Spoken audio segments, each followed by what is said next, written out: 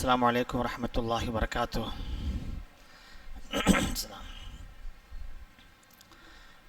الحمد لله رب العالمين. الصلاة والسلام على سيدنا محمد أشرف المرسلين وعلى آله وصحبه أجمعين، ما بعد.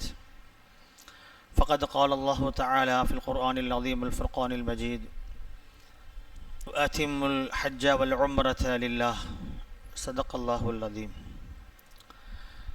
قال النبي صلى الله عليه وسلم: الحجاج والعمار وفد الله، أو كما قال عليه الصلاة والسلام: رب اشرح لي صدري ويسر لي أمري واحلل عقدة من لساني يفقهوا قولي. سبحانك لا علم لنا إلا ما علمتنا إنك أنت العليم الحكيم. إن أريد إلا الإصلاح ما استطعت وما توفيقي إلا بالله عليه توكلت إليه أنيب.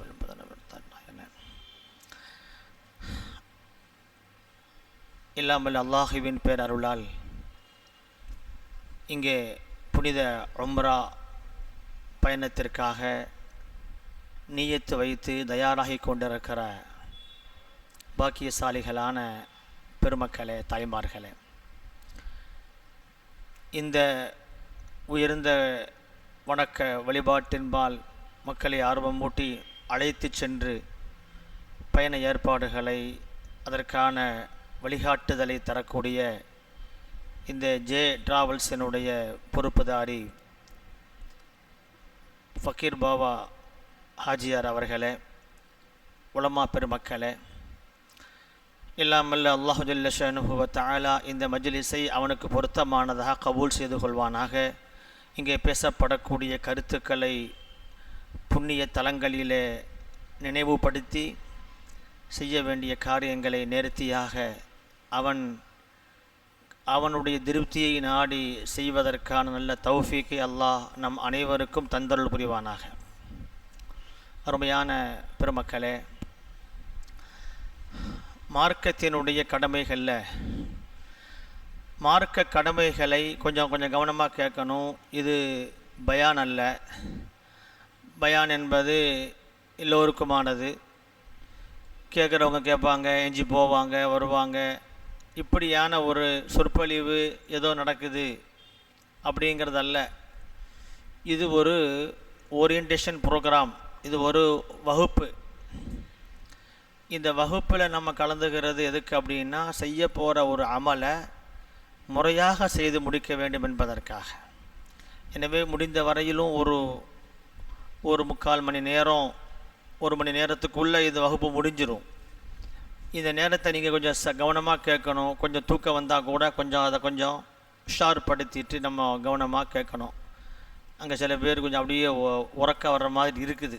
இருந்தாலும் வரும். மலக்குமார்களுடைய சூழலில் நாம் அங்கே இருக்கிறோம். அல்லாஹுடைய இல்லத்தில் உள்ளமும் உடலும் குளிர்ச்சி அடைந்திருக்கும் இந்த நேரத்தில் உறக்க வருவது சகஜம்தான். இருந்தாலும் நம்ம அதை சரிப்படுத்திக்கணும். பொதுவாக ஒரு வணக்க வழிபாடுகளை செய்வதற்கு 2 விஷயங்கள் அடிப்படை தேவை. ஒன்று, நீங்கள் ஏதாவது பேப்பர் பேனா வச்சுருந்தா கூட கொஞ்சம் குறிப்பு எடுத்துக்கலாம். என்னென்ன செய்யணும் அப்படிங்கிறத நம்ம சொல்லும் பொழுது தேவையான குறிப்புகளை எடுத்துக்கணும். ஏன்னா நமக்கு மறதி ஏற்பட வாய்ப்பு இருக்கிறதுனால என்னமோ சொன்னாங்களே அப்படின்னு நம்ம அங்கே போய் ஞாபகத்துக்கு வரும். தாய்மார்களும் கொஞ்சம் கவனமாக கேட்டுக்கணும். ஒரு அமல், மார்க்கத்தினுடைய ஒரு கடமை நிறைவேறுவதற்கு 2 விஷயங்கள் தேவை. ஒன்று, நியத் வேணும். இஹ்லாசு நியத், தூய எண்ணம் வேணும். முதல்ல செய்கிற அமலை நான் யாருக்காக செய்கிறேன், எதற்காக செய்கிறேன் என்கிற அந்த நியத்தை நம்ம சரிப்படுத்தணும். ஷைத்தான் நம்ம நியத்தை சரியாக விடமாட்டான். நாம் தான் சரிப்படுத்தணும். என்ன நியத்து வைக்கணும் அப்படின்னா, நான் அல்லாஹுவின் திருப்திக்காக, அவனை திருப்திப்படுத்துவதற்காக நான் உம்ரா என்னும் உயர்ந்த கடமையை செய்வதற்கு நான் நாடுகிறேன். வேறு எந்த நோக்கமும் இதில் இல்லை. எல்லாரும் போகிறாங்க, நானும் போகிறேன் அப்படிங்கிற நியத்தெல்லாம் இருக்கும், தோன்றும். அவங்க போயிட்டாங்க, இவங்க போயிட்டாங்களே, நம்மளும் போயிடணுமே, பண வசதி வந்துருச்சு, பயன்படுத்திக்கிறோமே, நம்ம ஊட்டி கொடைக்கானலுக்கு போக நினச்சிருந்தோம், அங்கே போகிறத விட இங்கே போயிடுவோமே, இப்படிலாம் ஷைத்தான் அந்த எண்ணத்தை, உயர்ந்த லட்சிய நோக்கத்தை அற்ப நோக்கத்தோடு அதை பிணைந்து அந்த உயர்ந்த நோக்கத்தை கெடுக்க பார்ப்பான். நாம தான் அந்த மாதிரி எந்த நோக்கமும் இல்லை, அல்லாஹ்வே உன் திருப்திக்காகத்தான் நான் வருகிறேன், இறை திருப்திக்காக நான் அந்த கடமையை செய்வதாக நாம் நீயத்து வைக்கணும். இந்த நீயத்தை தூய்மைப்படுத்துவது முதல் கடமை. நீயத்தை தூய்மைப்படுத்தும், எந்த கலப்பு இல்லாமல். இரண்டாவது விஷயம், அந்த செய்ய வேண்டிய அமல வணக்கத்தை சட்ட முறைகள் தெரிந்து செய்வது. சட்ட முறைகள் தெரிந்து செய்யணும். எல்லாம் நீயத்தெல்லாம் சரியாக தான் இருக்குது, ஆனால் செய்முறை தெரியாட்டா. நீயத்து கரெக்டாக இருக்குது, ஆனால் செய்முறை செய்யணும்ல. வெறும் நீயத்து மட்டும் செயலாக ஆயிராத. உம்ராவுக்கு நீயத்து வச்சுருந்தேன், உம்ரா போன மாதிரி ஆயிருமா? ஆகாது. அப்போ செய்ய வேண்டிய காரியங்களை செய்முறை தெரிந்து, சட்ட முறைகள் தெரிந்து செய்வது, இது இரண்டாவது கடமை. இது இரண்டும் இருந்தால் மட்டுமே நம்முடைய அமல் அங்கீகரிக்கப்படும். இது இருக்குது அது இல்லை, அது இருக்குது இது இல்லைன்னா அந்த அமல் முழுமை பெறாது, அங்கீகரிக்கப்படாது. செய்கிற அமல்கள் முழுமைப்படுத்தப்பட வேண்டும். அத்திமுல் ஹஜ்ஜ வல் உம்ரத லில்லாஹ், அது அல்லாஹ் சொல்றான். ஹஜ்ஜை உம்ராவை அல்லாஹ்விற்காக பரிபூரணமாக செய்யுங்க, நிறைவாக செய்யுங்க, நிறைவுபடுத்துங்கள், பரிபூர்ணப்படுத்துங்கள், செம்மையாக்குங்கள் சொல்றான். தொழுகை எப்படியும் தொழலாம், சேவல் கொத்துவதை போல கொத்தி சொல்றாங்க சில பேர். தொழுகையை சொல்றாங்க, டக் டக் டக்குன்னு போயிடுறாங்க. ஒரு நபித்தோழர் நபி ஸல்லல்லாஹு அலைஹி வஸல்லமுக்கு முன்னால தொழுதாரு, வந்தாரு, சலான் சொன்னாரு, கடன்னு தொழுதாரு, எந்திரிச்சு போனாரு. சொல்ல கூப்பிட்டாங்க, என்ன தொழுதுட்டேன்? இல்லை, சொல்லி ஃபைன்னக்க லம் துசல்லி, நீங்க தொழவே இல்லை, திரும்ப தொழுவுங்கன்னு சொன்னான். தொழுதது உண்மை, நபிக்கு முன்னால தொழுதார் நபி ஸல்லல்லாஹு அலைஹி வஸல்லம். நீங்க தொழல, சொல்லி ஃபைன்னக்க லம் துசல்லி, நீங்க திரும்ப தொழுவுங்க, நீங்க தொழல. திரும்பவும் போனாரு, அதே மாதிரி தொழுதாரு, திரும்பவும் வந்தாரு, தொழல, திரும்ப தொழு. அப்ப என்ன, தொழுகைக்கு வந்தா நிதானமா செய்யுங்க, அது என்ன படபடன்னு ஓடுறீங்கன்னு சொன்னான். அப்போ தொழுகையில் கவனம் செலுத்த வேண்டிய விஷயங்கள், நாம் செய்ய வேண்டிய காரியங்களை முறைப்படி செய்யாவிட்டால் தொழுகை எப்படி கூடாதோ அதுபோலத்தான் ஹஜ்ஜி உம்ரா. எனவே இந்த காரியத்தில் நம்ம செய்ய வேண்டிய காரியங்களை செய்யணும். அதை விட முக்கியம், செய்யக்கூடாத காரியங்களை அந்த அமலில் நாம் இருக்கிற பொழுது செய்து விடக்கூடாது. அப்படிதானே? அப்பொழுதும் தொழுதவராக ஆக முடியாது. தொழுகையில் பேசிட்டு தொழ முடியுமா? கிப்லாவை விட்டு திரும்பி தொழ முடியுமா? அந்த தொழுகை கூடுமா? அப்போ தொழுகையில் எப்படி செய்யக்கூடாத காரியத்தை செய்து கொண்டே செய்தால் அந்த தொழுகை நிறைவேறாது. நோன்பு வைத்துக்கொண்டு கூடாத காரியத்தை செஞ்சுக்கிட்டே நோன்பாக ஆகுமாது. எனவே எந்த ஒரு காரியத்திலும் செய்ய வேண்டியது என்னன்னு தெரியணும், செய்யக்கூடாதது எதுன்னு தெரியணும். அப்போ தான் அந்த அமல் பரிபூர்ணமாக ஆகும். அருமையான பெருமக்களே, எனவே நீயத்தை தூய்மைப்படுத்துறது எங்களால் முடியாது, அது உங்களால் தான் முடியும். அல்லாஹ்ட்ட நீங்கள் தான் அல்லாஹ்ட்ட துவா செய்யணும். அதுக்கு தான் சொல்கிறாங்க, நீயத்தை இஹ்லாஸாக ஆகுவதற்கு சூரத்துல் இஹ்லாஸை ஓதுங்கன்னு உலமாக்கள் அனுபவத்தில் சொல்கிறாங்க. ஒரு நாளைக்கு ஒரு 100 தடவை உம்ராக்கு புறப்படுறதுக்கு முன்னால் ஓதிட்டே இருங்க. குல் ஹுவல்லாஹு சூராவை ஓதி அல்லாஹ்ட்ட, அல்லாஹ் எனக்கு நீயத்தில் இஹ்லாஸை தா. உயர்ந்த அமல், நிறைய சிரமங்கள், நிறைய பண செலவுகள், நோக்கம் கெட்டு போய்விடக்கூடாது அப்படிங்கிறதுக்காக அல்லாஹ்விடத்தில் துவா செய்யணும். குல் ஹுவல்லாஹு சூராவை ஓதுங்க, இஸ்திக்ஃபார் செய்யுங்க. இஸ்திக்ஃபார், ஸலவாத்து, குல் ஹுவல்லாஹு சூரா இவைகளை நாம் அதிகமாக ஓதிக்கொண்டிருக்க வேண்டும் சொல்கிறோம். ஹைர். இப்போ நம்ம சுருக்கமான நேரத்தில் நம்ம உம்ராவுடைய காரியத்தை சொல்லணும். இந்த உம்ரா என்பது உங்களுக்கு தெரியும், உம்ரா என்பதும் ஹஜ்ஜி என்பதும் என்ன வித்தியாசம்? யாராவது சொல்ல முடியுமா? உம்ரா ஹஜ்ஜி ரெண்டுக்கும் என்ன டிஃப்ரென்ஸ் இருக்குது? ஏதாவது சொல்லுங்க பாப்போம். 1-2 டிஃப்ரென்ஸ் சொல்லுங்க.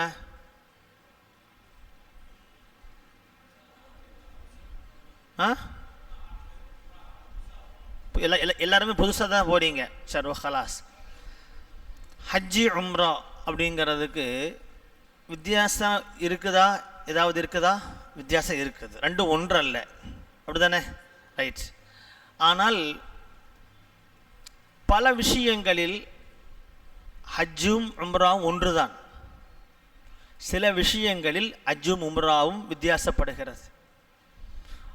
ஹஜ்ஜி என்பது முதல்ல ஹஜ்ஜினுடைய தனித்துவத்தை நம்ம விளங்கிக்கிட்டா உம்ராவை விளங்கிக்கலாம். ஹஜ்ஜி என்பது எல்லா காலமும் செய்ய முடியாது. வருஷத்தில் எல்லா நாட்களும் ஹஜ்ஜு செய்ய முடியாது. அல் ஹஜ்ஜு அஷ்ஹுரு மஅலூமாத், குறிப்பிட்ட காலம், குறிப்பிட்ட காலங்கள் தான். ஷவ்வாலில் இருந்து தொடங்கி துல் ஹஜ், ஷவ்வால், துல் காதா, துல் ஹஜ், இந்த 3 மாதங்களில் தான். அந்த 3 மாதம் ஃபுல்லாக கிடையாது. துல் ஹஜ் மாதம் 13ஆம் நாள் வரையிலும் தான் ஹஜ்ஜினுடைய அமல்கள். அதிலும் குறிப்பாக இஹ்ராம் நியத்து வைப்பது வேணால் ஷவ்வாலிருந்து ஆரம்பித்தாலும் கூட மிக முக்கியமாக துல் ஹஜ் மாதம் 8ஆவது நாளில் இருந்து துல் ஹஜ் மாதம் 13ஆம் நாள் முடிய ஒரு 6 நாட்கள் தான் ஹஜ்ஜினுடைய அமல்களுடைய காலம். அந்த நாட்களில் தான் செய்ய முடியும். அதுதான் ஹஜ். உம்ரா என்பது வருஷம் முழுவதும் செய்யலாம். ஹைர். இன்னொரு வித்தியாசம், ஹஜ்ஜி என்பது அந்த துல் ஹஜ் மாதம் 8ஆம் நாளில் இருந்து 13 வரையிலும் மக்கமா நகரத்தில் சில குறிப்பிட்ட ஸ்தலங்கள், ஒரு 3 தலங்கள் மிக முக்கியமாக மினா, அரஃபா, முஸ்தலிஃபா, இந்த மிக முக்கியமான 3 ஸ்தலங்களில் தங்குவது, அங்கு இருப்பது, இது ஒரு ஹஜ்ஜில் மிக முக்கியமான அமல். இந்த 2 விஷயங்கள் தான் ஹஜ்ஜையும் உம்ராவையும் பிரித்து காட்டுகிற ஒரு விஷயங்கள். புரிஞ்சுச்சா? ரைட். இவ்வளோ போதும். அப்போ உம்ரா என்பது வருஷம் முழுவதும் செய்யலாம். ஹஜ்ஜி என்பது குறிப்பிட்ட அந்த துல் ஹஜ் 8இல் இருந்து 13 முடிய.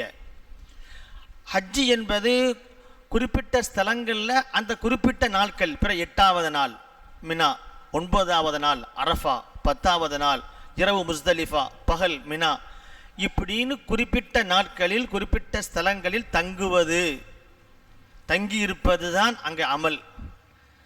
இந்த உம்ராவில் அது இல்லை. ஆனால் அந்த இடத்தையெல்லாம் நீங்கள் போய் பார்ப்பீங்க. இதுதான் மினா, இதுதான் முஸ்தலிஃபா, இதுதான் அரஃபாத் அப்படின்னு அந்த இங்கே தான் ஹாஜிகள் வருவாங்கன்னு பார்ப்பீங்க, விசிட் பண்ணுவீங்க. ஜியாராவில் கூட்டு போவாங்க. கூட்டு போகிறதா இருந்தால், வாய்ப்பு இருந்தால் கூட்டு போவாங்க. இதுதான் ஹஜ்ஜி. உம்ராவில் அது இல்லை. சரிதானா? மினா முஸ்தலிஃபாவில் தங்குற வேலை இல்லை. அரஃபாவுக்கு போக வேண்டியதில்லை. ஹஜ்ஜுடைய காலத்தை எதிர்பார்த்து இருக்க வேண்டிய தேவை இல்லை. இப்போ போகலாம், நாளைக்கு போகலாம், வருஷம் ஃபுல்லாக போயிட்டே இருக்கலாம். ஆனால் இந்த அப்போ உம்ரானா என்ன தெரியணும்ல? உம்ரானா என்ன தெரியணுமா? தெரியணும். 4 விஷயங்கள் உம்ராவினுடைய ஃபரதுகள். ஞாபகம் வச்சுக்கலாமா? எத்தனை விஷயங்கள் தான்? 4 விஷயங்கள். ஃபர்து, இது 4ம் இல்லாட்டா உம்ரா இல்லை. இது போக சுன்னத்துகள் நிறைய இருக்கு. இந்த 4 விஷயத்தை நம்ம முதல்ல தெரிஞ்சுக்கணும். அதுக்கு முன்னால் 4 விஷயங்களோடு தொடர்புடைய சுன்னத்துகளை சொல்லணும். முதல்ல இஹ்ராம். எழுதிக்கலாமா? இஹ்ராம் தான் உம்ராவினுடைய முதல் ருக்குன் என்று சொல்லக்கூடிய ஃபர்து. தொழுகையினுடைய முதல் ருக்குன் என்ன? தொழுகையினுடைய முதல் ஃபர்து என்ன? ஷாஃபிலையும் சரி ஹனஃபிலையும் சரி நியத் தானே. உஸல்லி லில்லாஹி தஆலான்னு சொல்கிறோம்ல, உஸல்லி லில்லாஹி தஆலா உஸல்லி ஃபர்து துஹ்ரி. இந்த நியத்து தான், இந்த நியத்துக்கு பெயர் தான் இஹ்ராம். தொழுகையில் நம்ம தக்பீர் தஹ்ரீமான்னு சொல்கிறோம்ல, தொழுகையில் தஹ்ரீம்னா ஹராமாக்கக்கூடிய தக்பீர், அல்லாஹு அக்பர் அப்படின்னு சொன்னால் எதுவெல்லாம் நமக்கு ஹலாலாக இருந்ததோ தொழுகைக்கு வெளியே இருக்கும் பொழுது அதுவெல்லாம் இப்போ ஹராம் ஆயிரும். பேசக்கூடாது, சாப்பிடக்கூடாது, குடிக்கக்கூடாது, திரும்பக்கூடாது. அப்போ தஹரீமுடைய தக்பீர், தொழுகையில் ஹராம் ஆக்குகிற தக்பீர், அதுக்கு பேர். அதே தான் இங்கே இஹ்ராம்னு சொல்கிறோம். இஹ்ராம்னு ஹராம் ஆக்கக்கூடியதான். அப்போ இஹ்ராமுடைய நீயத், இஹ்ராம்னா என்ன? நீயத்து தான். அந்த எஹ்ராம் தான் நீயத், நீயத்து தான் எஹ்ராம். அந்த எஹ்ராம் என்பது அது உம்ராவினுடைய முதல் கடமை. சரியா? ரைட். இந்த எஹ்ராமுடைய நீயத்து வைக்கிறதுக்கு முன்னால் 5 விஷயம் செய்யணும். இது எஹ்ராம் ஃபர்லு. இந்த ஃபர்லுக்கு முன்னால் 5 சுன்னத்து இருக்கு. அதை செய்து முடித்த பிறகுதான் எஹ்ராமுக்கு வரணும். இது எல்லாமே நீங்கள் நாளைக்கு செய்யணும் நீங்கள். அதனால் இப்போ கேட்குறது ஏதோ பயான் அல்ல, அப்படியே உடனே ஸ்பாட்டில் அமல் செய்ய போகிறீங்க. அப்போது இஹ்ராம் கட்டுறதுக்கு முன்னால் 5 விஷயம். முதல்ல என்ன செய்யணும் அப்படின்னா, நமது நகங்களை எடுக்கணும். கை கால்களில் உள்ள நகங்களை வெட்டணும். ரெண்டாவது, முடிகளை களைய வேண்டிய முடிகள், நம்மளுடைய அக்குள் இன்ன பிற மறைவான இடத்தில் இருக்கிற முடிகளை நாம் களையணும். தாடியை சிரைச்சிடக்கூடாது, அது களைய வேண்டியதல்ல, களையக்கூடாத முடி. மீசையை கத்தரிக்கணும், ட்ரிம் பண்ணணும். சரியா? இப்போது நகை வெட்டுவது, முடிய களைய வேண்டிய முடிகளை, அதிகப்படியான ரோமங்களை களைவது. எதனாச்சு? 2. ஒரு குளிக்கணும். எஹ்ராமுடைய நியத்து வச்சு குளிக்கணும். ஜும்மாக்கு நம்ம நீத்து வச்சு குளிக்கிறோம்ல, குளிப்பு கடமையாயிடுச்சு, நீயத்து வச்சு குளிக்கிறோம்ல. இப்போ நியத்து எப்படி வைக்கணும்? உம்ரா உடைய எஹ்ராமுக்காக நான் குளிக்கிறேன், எஹ்ராமுடைய நியத்து வைத்து குளிப்பது. எதனாச்சு? 3. அதுக்கப்புறம் நல்லா குளிக்கணும். எப்படி சொல்லுவாங்கன்னா, ஹஜ்ஜு உம்ராவுக்காக இஹ்ராம் என்பது ஹஜ்ஜுக்கும் ஒன்று தான், உம்ராவுக்கும் ஒன்று தான். இதே 5 இது இப்போ சொல்கிறோம்ல 5, இந்த 5 எப்பவும் வரும்? ஹஜ்ஜுக்கும் வரும். புது பொண்ணு புது மாப்பிள்ளை மனம் மேடைக்கு தயாராகும் பொழுது எப்படி குளிப்பாங்களோ அதை மாதிரி குளிக்கணும். நாம் நம்முடைய ரப்பினுடைய வீட்டிற்கு விருந்தாளியாக செல்கிறோம். ஒரு சதாசீதா மக்களுடைய விருந்தாளியாக கெஸ்ட்டாக ஒரு கல்யாண வீட்டுக்கு பாருங்களேன், எவ்வளோ ஜோடிக்கிறோம். நம்ம ஒரு கல்யாண வீட்டுக்கு போகிறதுக்கு முன்னால் எப்படி நம்ம ரெடி ஆகிறோம், அதை மாதிரி ஒரு நல்ல சுத்தமாக குளிக்கணும். எத்தனாச்சு? இப்போ 3. குளிச்சாச்சு. என்ன நீயத்து வச்சு குளிக்கணும்? இஹ்ராமுடைய சுன்னத்தான குளிக்கிறேன்னு சொல்லி இது குளிச்சு முடித்த உடனே உடம்புல அத்தர் மனம் பூசிக்கலாம், உடம்புல பூசணும். சரியா? இது பூசியாச்சு. எத்தனாச்சு? மனம் பூசிக்கொள்வது உடம்புல. எத்தனாச்சு? எங்கே பூசணும்? உடம்புல. நம்ம சாதாரணமாக உடம்புல பூசுறது இல்லை. இப்போ ஹாஜியார் செண்டு அத்தர் கொடுத்தாங்க, எங்கே தான் பூசணும்? ட்ரெஸ்ஸுக்கு மேலே தான் பூசி பழகியிருக்கோம். ஆனால் இப்போ தான் நீங்கள் முதல்ல உடம்புல மனம் பூசுவீங்க. ஹைர், மனம் பூசியாச்சா? இப்போது மனம் பூசிட்டு 2 ரகாத்து இஹ்ராமுடைய சுன்னத்தான தொழுகை தொழணும். எத்தனாச்சு? 5 ஆயிடுச்சா? ஃபஸ்ட்டு என்ன ஹசரத்து எக்ஸாம் மாதிரி கொஷின் பண்ணிட்டே இருக்கல, வேறு வழி இல்லை. முதல்ல என்னது? வெட்டணும். அப்புறம் முடிகளை களையணும். 3வது குளிக்கிறது. குளிக்கிறதுன்னு சொல்லுங்க, எஹ்ராம்ன்றாதீங்க. குளிக்கிறது. 4வது எங்கே? உடம்புல மனம் பூசுறது. 5வது எஹ்ராம். தாய்மார்களுக்கு புரியுதில்ல, விளங்குதா சொல்கிறது? சரி, குளிச்சாச்சு, 2 கால் தொழுதாச்சு. தொழுவதுக்கு முன்னால் இஹ்ராமுடைய ட்ரெஸ்ஸை உடுத்திடணும். இஹ்ராமுடைய உடைய உடுத்துட்டு தான் தொழணும். இஹ்ராமுடைய உடைய உடுக்கிறது இஹ்ராம் அல்ல. எஹ்ராமுடைய நியத்து வைக்கிறது தான் எஹ்ராம். புரியுதா? எஹ்ராமுடைய இப்போ நீ உடுத்துக்கலாம். எஹ்ராமுடைய ட்ரெஸ் வச்சு கொண்டு வந்துக்கலாம் ஜியார் இருக்குல்ல? சரி, அப்போ இப்பவும் நம்ம உடுத்துறோம். நான் உடனே எஹ்ராம கெட்டியாச்சுன்னு அர்த்தமா? சில பேர் எஹ்ராம உடைய கெட்டிட்டோம்னா எஹ்ராம் கெட்டியாச்சுன்னு சொல்கிறாங்க. எஹ்ராமுடைய உடை கெட்டியாச்சு தவிர எஹ்ராமில் நம்ம வந்துட்டோமா? தொழுகையில் நம்ம தொழுகைக்குள்ளே வந்து எப்போ சொல்லுவோம்? தக்பீர் கெட்டினா தான் தொழுகைக்குள்ளே வர்றது. அதே மாதிரி எஹ்ராமுடைய நியத்து வச்சா தான் எஹ்ராமுடைய இது. எனவே எஹ்ராமுடைய உடைய உடுக்கிறோம். உடைய உடுத்துட்டு என்ன செய்கிறோம்? 2 ரக்காத்து தொழுகிறோம். புரிஞ்சுதா? தொழுது முடித்த பிறகு தான், தொழுது முடித்த உடனே இப்போ தான் நம்ம எஹ்ராம் கட்ட போகிறோம். எஹ்ராமுடைய நியத்து வைக்க போகிறோம். சரியா? வைக்க போகிறோம். ஏன்னா என்ன எப்படி நியத்து செய்ய போகிறோம்? சிம்பிளாக சொல்கிறதா இருந்தால் அது உட்காருங்க. லப்பைக் அல்லாஹும்ம, லப்பைக் அல்லாஹும்ம உம்ரத்தன். 3 வார்த்தை. லப்பைக் அல்லாஹும்ம உம்ரத்தன். சொல்லிக்கலாமா? எழுதிக்கலாமா? லப்பைக் அல்லாஹும்ம உம்ரத்தன். இன்னொரு வார்த்தையில் சொல்கிறதா இருந்தால் அல்லாஹும்ம இன்னி உரீதுல் உம்ரத ஃபயஸ்ஸிர்ஹா லீ வதகப்பல்ஹா மின்னி. அல்லாஹும்ம இன்னி உரீதுல் உம்ரத ஃபயஸ்ஸிர்ஹா லீ வதகப்பல்ஹா மின்னி.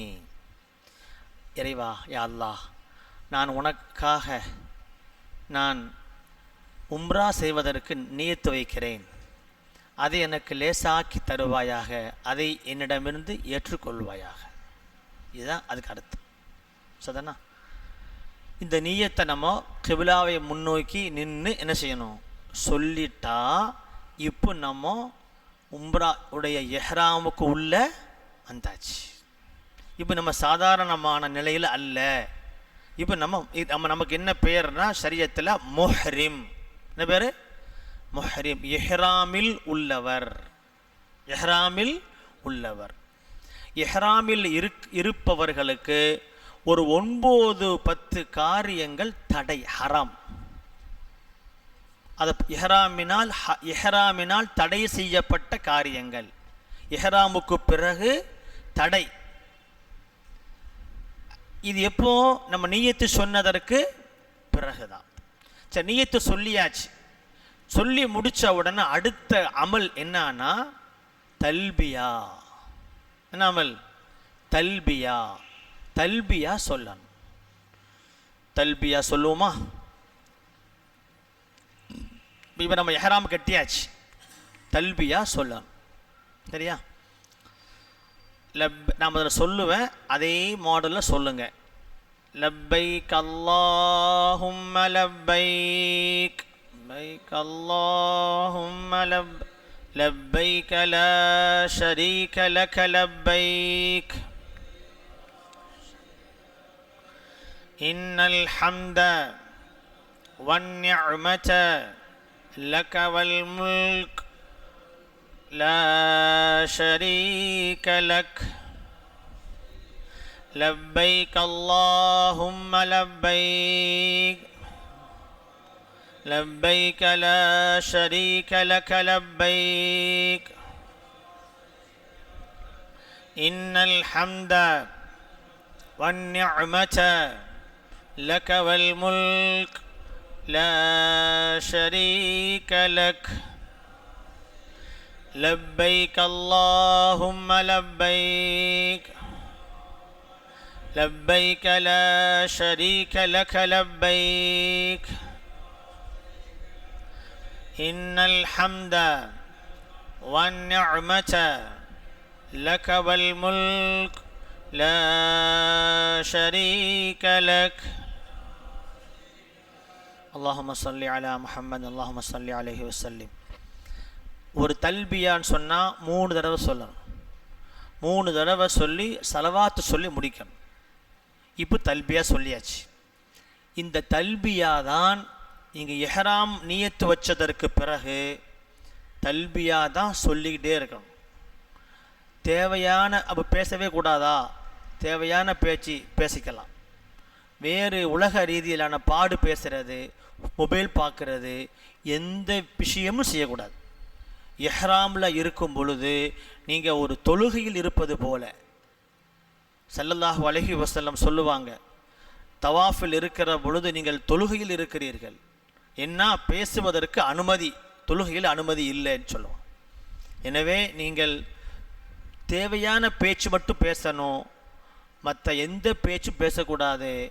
வாயில் தல்பியா ஓடிக்கிட்டே இருக்கணும். ஏன்னா வாழ்க்கையில் தல்பியா சொல்லக்கூடிய தருணம் அந்த ஒரு தருணம் மட்டும்தான், இஹ்ராமில் இருக்கும் பொழுது தான். வேறு எந்த திக்கரையும் நம்ம எப்பவும் சொல்லலாம், அப்படி தானே? எந்த திக்கரையும் இப்போ ஓதலாம்ல, சுபான கலிமா, யூனுஸ் கலிமா. ஆனால் தல்பியா இப்போ ஓத முடியுமா? தல்பியா ஓத ஆசையாக இருக்குது, நான் இப்போ தல்பியா ஓத முடியுமா? தல்பியா இங்கே ஓதுறது அல்ல, இங்கே சொல்லி கொடுக்கறதுக்காக நம்ம சொல்கிறோம், கற்றுக் கொடுப்பதற்காக சொல்கிறோமே தவிர தல்பியா சொல்கிற நிலை இந்த நிலையில் சொல்ல வேண்டியதில்லை, அப்புறம் இந்த இடத்துல சொல்ல வேண்டியதும் இல்லை. அப்போ தல்பியா என்பது குறிப்பிட்ட அந்த நிலையில் இஹ்ராமில் இருக்கும்போது மட்டும்தான் யாரும் சொல்ல முடியும். எனவே அது பாக்கியமானது. தல்பியா சொல்லக்கூடிய நிலையில் நான் இருக்கிறேன்னு சொன்னால் அது பாக்கியமான நேரம், அந்த நேரங்கள். எனவே ஒரு நிமிஷம் கூட தல்பியா இல்லாமல் இருக்கக்கூடாது. தாய்மார்கள் அவங்க வாய்க்குள்ள அவங்களுக்கு கேட்குற மாதிரி சொல்லிக்கிட்டே இருக்கணும். ஆண்கள் சத்தமிட்டு சொல்லணும். தயக்கமே வேண்டாம், சங்கோச்சப்பட வேண்டியதில்லை. நீங்கள் அங்கே பார்த்தீங்கன்னா ஃப்ளைட்டில், ஏர்போர்ட்லலாம் தல்பியா சொல்லிகிட்டே தான் வருவாங்க. க்யூவில் நிற்கிறோம், இமிக்ரேஷனில் நிற்பாங்க, கஸ்டம்ஸில் நிற்பாங்க, தல்பியாவோடு தான் நிற்கணும், சும்மா நிற்கவே கூடாது. ஏதாவது கேள்வி கேட்டால் மட்டும் பதில் சொல்லணும், தல்பியா சொல்லிக்கிட்டே தான் இருக்கணும், தல்பியாவோடு இருக்கணும். சரியா? பெண்களுக்கு இஹ்ராமுடைய உடை என்று ஒன்று இல்லை, தனியான ஒரு உடை ஒன்றும் இல்லை. அவங்களுக்கு நார்மலாக அவங்க உடுக்கிற உடை தான் என்னது, இஹ்ராமுடைய உடை. அவங்க போடுற ட்ரெஸ், என்ன ட்ரெஸ் போடுவாங்களோ அதுதான் இஹ்ராமுடைய உடை. அவங்களுக்கு இஹ்ராமுக்குன்னு ஆண்களுக்கு இருக்குல்ல, அதே மாதிரி பெண்களுக்கு இருக்கவா செய்யுது இல்லை. அப்போ அவங்க நார்மலான உடை உடுத்துக்குருவாங்க. இப்போ நம்ம ஊரில் இந்த சேலை கட்டுற பழக்கம் வேண்டான்னு தான் சொல்கிறாங்க, அதை சொல்லியிருப்பாங்க. உங்களுக்கு நைட்டி மாதிரி ட்ரெஸ் போட்டுக்கிட்டோன்னா அது என்ன செய்யும், நமக்கு தவாஃப்லாம் அது கலையாது, திரும்ப அது உடுக்க வேண்டிய தேவை ஏற்படாது. லட்ச மக்கள் கூடுற அந்த இடத்துல நம்ம அதை ஒன்றும் சரி செய்ய முடியாது, அந்த கலைந்தாலோ சரிப்படுத்த முடியாது. எனவே கலையாத ட்ரெஸ்ஸாக இருக்கிற நம்ம நைட்டி மாதிரி ட்ரெஸ்ஸை போட்டுக்கிட்டால் அது சேஃப்டியாக இருக்கும் அப்படிங்கிறத கவனத்தில் வைக்கணும். அடுத்தபடியாக பெண்கள் இந்த இஹ்ராமுடைய நியத்து அவங்களும் இதே மாதிரி தான், எல்லாமே அதே மாதிரி செய்து முடித்ததற்கு பிறகு தல்பியாவை வாய்க்குள்ளே சொல்லணும். இது ஒரு வித்தியாசம்தான், மற்ற எந்த வித்தியாசமும் இல்லை. ஆனால் அதே நேரத்தில் இஹ்ராம் கட்டியதற்கு பிறகு, நியத்து வச்சதற்கு பிறகு, நான் சொன்னல ஒரு 9-10 விஷயங்கள் ஹராம். அதில் முதலாவதாக எது ஹராம் அப்படின்னு சொன்னால், முதல்ல தையல் ஆடை உடுத்தக்கூடாது. ஆண்கள் தையல் ஆடை உடுத்தக்கூடாது. அதனால தான் நம்ம என்ன செய்கிறோம், நியத்து வச்ச பிறகு தையல் ஆடை நம்ம உடம்புல இருக்கக்கூடாது, தச்ச ஆடை இருக்கக்கூடாது. அதனால தான் நம்ம நியத்து வைக்கிறதுக்கு முன்னாடியே என்ன செஞ்சிடறோம், இந்த தையல் இல்லாத ஆடையை, இஹ்ராமுடைய உடையை உடுத்துட்டு தான் நியத்து வைக்கிறோம். ஏன்னா நியத்து வச்ச பிறகு களைய முடியாது, ஒரு செகண்டு கூட அந்த ட்ரெஸ் நம்ம உடம்புல இருக்கக்கூடாது, தெரிஞ்சிருக்கக்கூடாது. அதனால தான் இஹ்ராமு நியத்துக்கு முன்னாடியே நம்ம இந்த உடையை உடுத்துட்டு தான் என்ன செய்ய போகிறோம், நம்ம நியத்து வைக்கிறோம். தையல் ஆடை உடுத்தக்கூடாது. அப்புறம் ஆண்கள் தையல் ஆடை உடுத்தக்கூடாது, எழுதிட்டீங்களா? தையல் ஆடை, தைத்த ஆடை உடுத்தக்கூடாது முதல் ஆண்களுக்கு. அப்புறம் ஆண்களுக்கு தலையை மறைக்கக்கூடாது. நம்ம தொப்பி போட்டு பழகிருப்போம், போட்டவங்க, போடாதவங்க தான் போடவே மாட்டாங்க, பிரச்சனை இல்லையே. போட்டு பழகினவங்களுக்கு தான் தொப்பி போட. அப்போ சொல்லுவாங்க, இஹ்ராமில் தொப்பி போடக்கூடாதுன்னு சொல்கிறத வச்சு இஹ்ராம் அல்லாத நிலைகளில் தொப்பி என்ன செய்யணும், போடணும்னு ஒன்று இருக்க போய் தானே போடக்கூடாதுன்னு சொல்ல வேண்டியது இருக்குது. எப்பொழுதுமே தொப்பி போடாத சமுதாயமாக நாம் இருந்தால், தலை திறந்த சமுதாயமாகவே நாம் இருந்தால், இஹ்ராமுக்கு பிறகு தொப்பி போடுவது ஹராமுன்னு சொல்ல வேண்டிய தேவை இருக்குமா?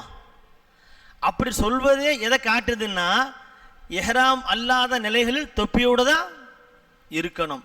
தொப்பியோடு இல்லாத ஒரே நிலை எப்போ தான்? இஹ்ராம்லாம் இருக்கும் பொழுது தான். சரி, அப்போ தலையை மறைக்கக்கூடாது ஆண்கள் இஹ்ராமுக்கு நீத்து வச்ச பிறகு. எத்தனாச்சு இப்போ? 2. பெண்களுக்கு ஒரு தனி சட்டம் இருக்குது. அவங்க முகத்தை மறைக்கக்கூடாது. ஆண்கள் தலையை மறைக்கக்கூடாது, பெண்கள் முகத்தை மறைக்கக்கூடாது. இப்போ ஃபேஸ் கவர் போட்டு பழகிருப்பாங்க, அங்கே ஃபேஸ் கவர் போடக்கூடாது. புரிஞ்சுதா? பெண் தாய்மார்கள் புரிஞ்சுதா? ஃபேஸ் கவர் போடக்கூடாது. ஹயர் எத்தனாச்சு? பெண்களுக்கு சார்ந்த 1 தலை முகத்தை மறைக்கக்கூடாது. 4வது நகம் வெட்டுவது தடை. அங்கே போய் நகத்தை பிடுங்கிறது இஹ்ராமில் இருக்கும் பொழுது. சரியா? இப்போ நம்ம உம்ராவுடைய ஒரு ஃபர்தை நிற்கிறோம். ஒரு ஃபர்து என்ன ஃபர்து? இஹ்ராம். அதான் நீ சொல்லியிருக்கோம். அடுத்து ஒன்றும் சொல்லலை, இஹ்ராம் தான் சொல்லிகிட்டு இருக்கிறோம். இஹ்ராம் கெட்டுறதுக்கு முன்னால் உள்ள சுன்னத்தை சொல்லியிருக்கிறோம். கெட்டின பிறகு என்ன செய்யணும்னு சொல்லியிருக்கிறோம். இஹ்ராமுக்கு வந்துட்டோம்னா எதெல்லாம் தடை அதை சொல்லிகிட்டு இருக்கோம். சரிதானா? எத்தனாச்சு தடை செய்யப்பட்ட விஷயத்தில்? என்னம்லாம் வேற? நகத்தை வெட்டக்கூடாது. அடுத்து 4வது 4 சொல்லிட்டோமா? 4 தையல் ஆடை உடுத்தக்கூடாது, தலையை மறைக்கக்கூடாது, பெண்கள் முகத்தை மறைக்கக்கூடாது. 4வது நகத்தை வெட்டக்கூடாது. எல்லோருக்கும், ஆண் பெண் எல்லோத்துக்கும். அந்த முகத்தை மறைக்கிறது மட்டும்தான் பெண்களுக்கு தனிப்பட்ட விஷயம். அடுத்து முடிகளை நீக்கக்கூடாது. முடியை கட் பண்ணுறதோ, ட்ரிம் பண்ணுறதோ, சிரைக்கிறதோ, பிடுங்கிறதோ. முடியை பிடுங்கிறது இந்த வேலை பெண்கள் அப்படியே தலை சீவுவாங்க. தலையில் கை வச்சு நோண்டுனா முடி வரும் என்று தெரிந்தால் செய்யக்கூடாது. தெரியுதா? ஓகே. முடியை நீக்குவது, முடி குறைப்பது, வெட்டுவது, முடி நீக்குவது, முடியில் கை வைக்கவே கூடாது. எத்தனாச்சு இப்போ மொத்தத்தில்? 5. 6வது நறுமணம் பூசுவது. நம்ம உடம்புல பூசணும். எப்போ பூசணும்? இஹ்ராமுடைய சுன்னத்தான குளிச்சுட்டு ட்ரெஸ்ஸில் நம்ம உடம்புல தேய்ச்சிட்டு தான் நம்ம இஹ்ராமுடைய உடையை உடுத்தணும். இஹ்ராமில் மனம் இருக்காது. சரியா? ட்ரெஸ்ஸில் மனம் இருக்காது, உடம்புல இருக்கும், அவ்வளோதான். அது பிரச்சனை இல்லை. இஹ்ராமுக்கு முன்னால் தேய்த்த மனம் இருந்தால் பிரச்சனை இல்லை. புதிதாக நறுமணத்தை பயன்படுத்தக்கூடாது. பன்னீர் கூட பயன்படுத்தக்கூடாது. பன்னீரில் ரோஜா மனம் இருக்குல்ல, அது கூட பயன்படுத்தக்கூடாது. எந்த அளவுக்கு உச்சபட்சமாக சொல்லுவாங்கன்னா, உணவுகளில் பன்னீர் தேஞ்சிருந்தால் அதை கூட சாப்பிட வேண்டாங்கன்னு சொல்கிறாங்க. சட்ட கிதாபுகளில் பன்னீர் மனம் இருந்தால் கூட அது சாப்பிட்டா மணக்கும், கையில் மணக்கும் அப்படின்னு. ஹைர். அப்போது மனம் பூசக்கூடாது. ஆண்கள் பெண்கள் எல்லோருக்குமான சட்டம். அடுத்து எத்தனாச்சு இப்போ? 6.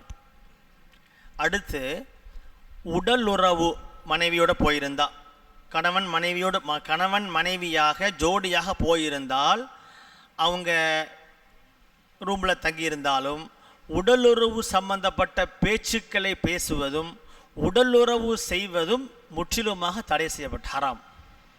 அது சட்டத்தை சொல்லணும் இல்லையா? அதெல்லாமல் ஹஸ்ரத் அங்கே போய் பேச போகிறாங்க அப்படின்னு கேட்க வேண்டியதில்லை. சட்டத்தை தெரிஞ்சுக்கணும். தெரிஞ்சு செய்யாமல் தான் இருக்க போகிறோம், தெரிஞ்சு செய்யாமல் இருக்கணும். அப்போது இது இத்தனாச்சு இதோட? 7. அப்புறம் பாவமான பேச்சுக்கள், பாவமான செயல்பாடுகள், இதில் வேறு எந்த ரூபத்திலையும் நம்ம பேசக்கூடாது, செய்யக்கூடாதுங்கிறது பொதுவாக உள்ள விஷயமா இருந்தாலும் இஹ்ராமில் இருக்கும் பொழுது ரொம்ப முக்கியம்.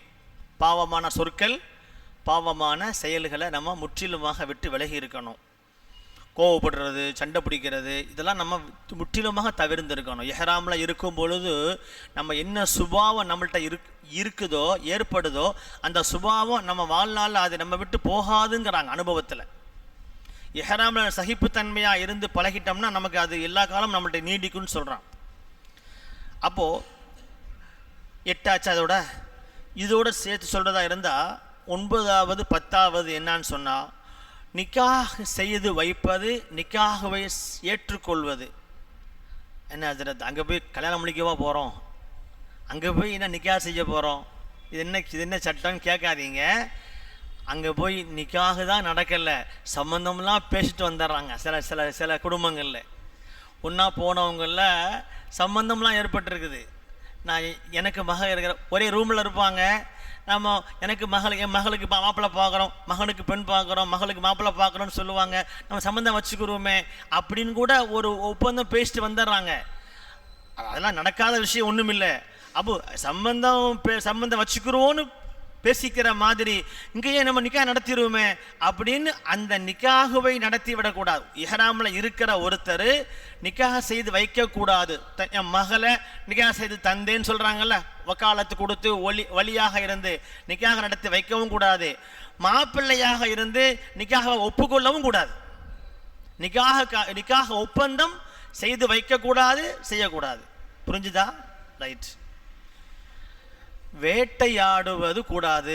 அங்கே இஹ்ராமில் இருக்கும் பொழுது வேட்டை பொருட்களை ஹண்டிங் அஜரத்து நாங்கள் அங்கே போய் விளையாடவா போகிறோன்னு கேட்காதீங்க.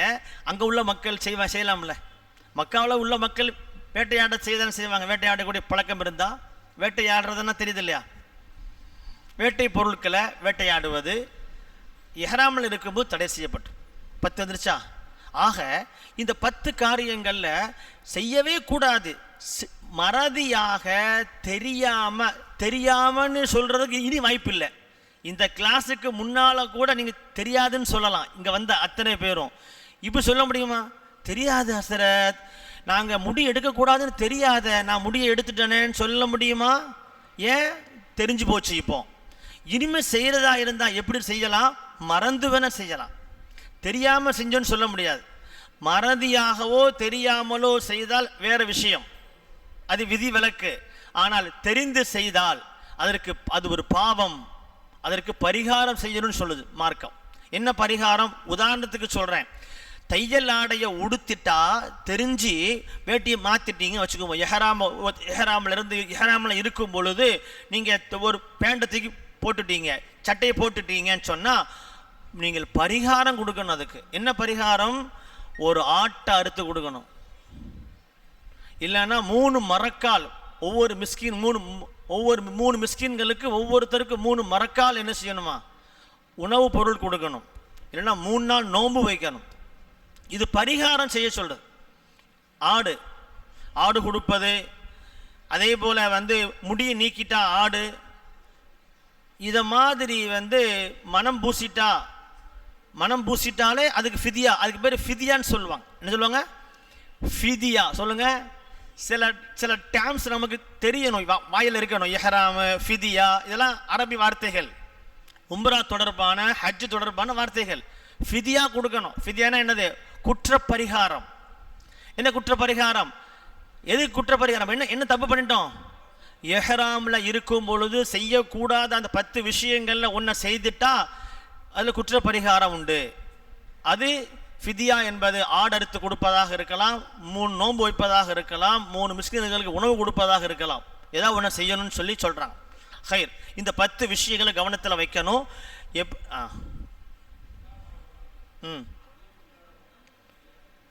தையலாட எந்த தையலாடையும் வரக்கூடாது. நீங்கள் ஜட்டி போடலாமா கேட்குறீங்க, கூடாது.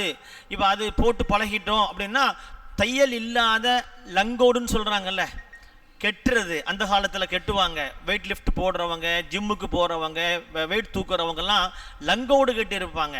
அந்த லங்கோடில் தையல் இருக்காது. அரண கயிறில் தையல் வராதில்ல, அது பிரச்சனை இல்லை. ஆமாம் ஆமாம், கயிறு போட்டுக்கிறது தப்பு இல்லை, தையல் தான் வரக்கூடாது. கயிறு கட்டிக்கல, கயிறு இருப்பதை பற்றி பிரச்சனை இல்லை. இப்போது நம்ம நார்மல் ஜட்டி போடக்கூடாது. ஆமாம், இப்படிதான் உங்களுக்கு ஆண்கள் தான் இது. பெண்களை பொறுத்த வரையில் தையலாட உடுத்தலாம். அவங்க என்ன ட்ரெஸ் போடுறாங்களோ நார்மல் ட்ரெஸ் தானே அவங்களுக்கு. நார்மல் ட்ரெஸ்ன்னு சொன்னாலே புர்கா போட்டிருப்பாங்க, உள்ள நைட்டி போட்டிருப்பாங்க. எல்லாத்துலேயுமே தையல் இருக்கத்தான் செய்யும். பெண்களுக்கு தையல் ஆடைங்கிற சட்டம் அவங்களுக்கு கிடையாது. தையல் ஆடை அவங்க உடுத்தலாம், தடை கிடையாது. இது ஆண்களுக்கு மட்டுமான விஷயம். ஆனால் அவங்களுக்கு முகத்தை மறைக்கக்கூடாது என்பது அவங்களுக்குள்ள சட்டம். மறைக்கக்கூடாது. பெல்ட்டு போட்டுக்கலாம் அத்தியாவசியமாக. அதான் பெல்ட் தராங்கல்ல நமக்கு, உம்ராவுக்கு அந்த ட்ராவல்ஸ்காரங்க தருவாங்க, அங்கே நமக்கு கிடைக்கும். நமக்கு சில விஷயங்களை தஸ்பி வைக்க வேண்டியது இருக்கும், அதுக்கு தக்கவாறு இருக்கும், அது வேறு விஷயம். ட்ரெஸ்ஸில் தையல் ஆடை சரியா? ஹைர். இப்போ கவனிங்க, இப்போ இந்த 10 விஷயத்தை நம்ம தெரிஞ்சுக்கணும். அப்போ இஹ்ராமுக்கு முன்னால் 5 விஷயம் சுன்னத்து, இஹ்ராமுக்கு பிறகு 10 காரியங்கள் தடை, அது தெரிஞ்சுக்கணும். சொல்லுங்களா பார்ப்போம். தடை 1, முதல் தடை எது? ஆண்கள் எல்லோருக்கும் பொதுவானது.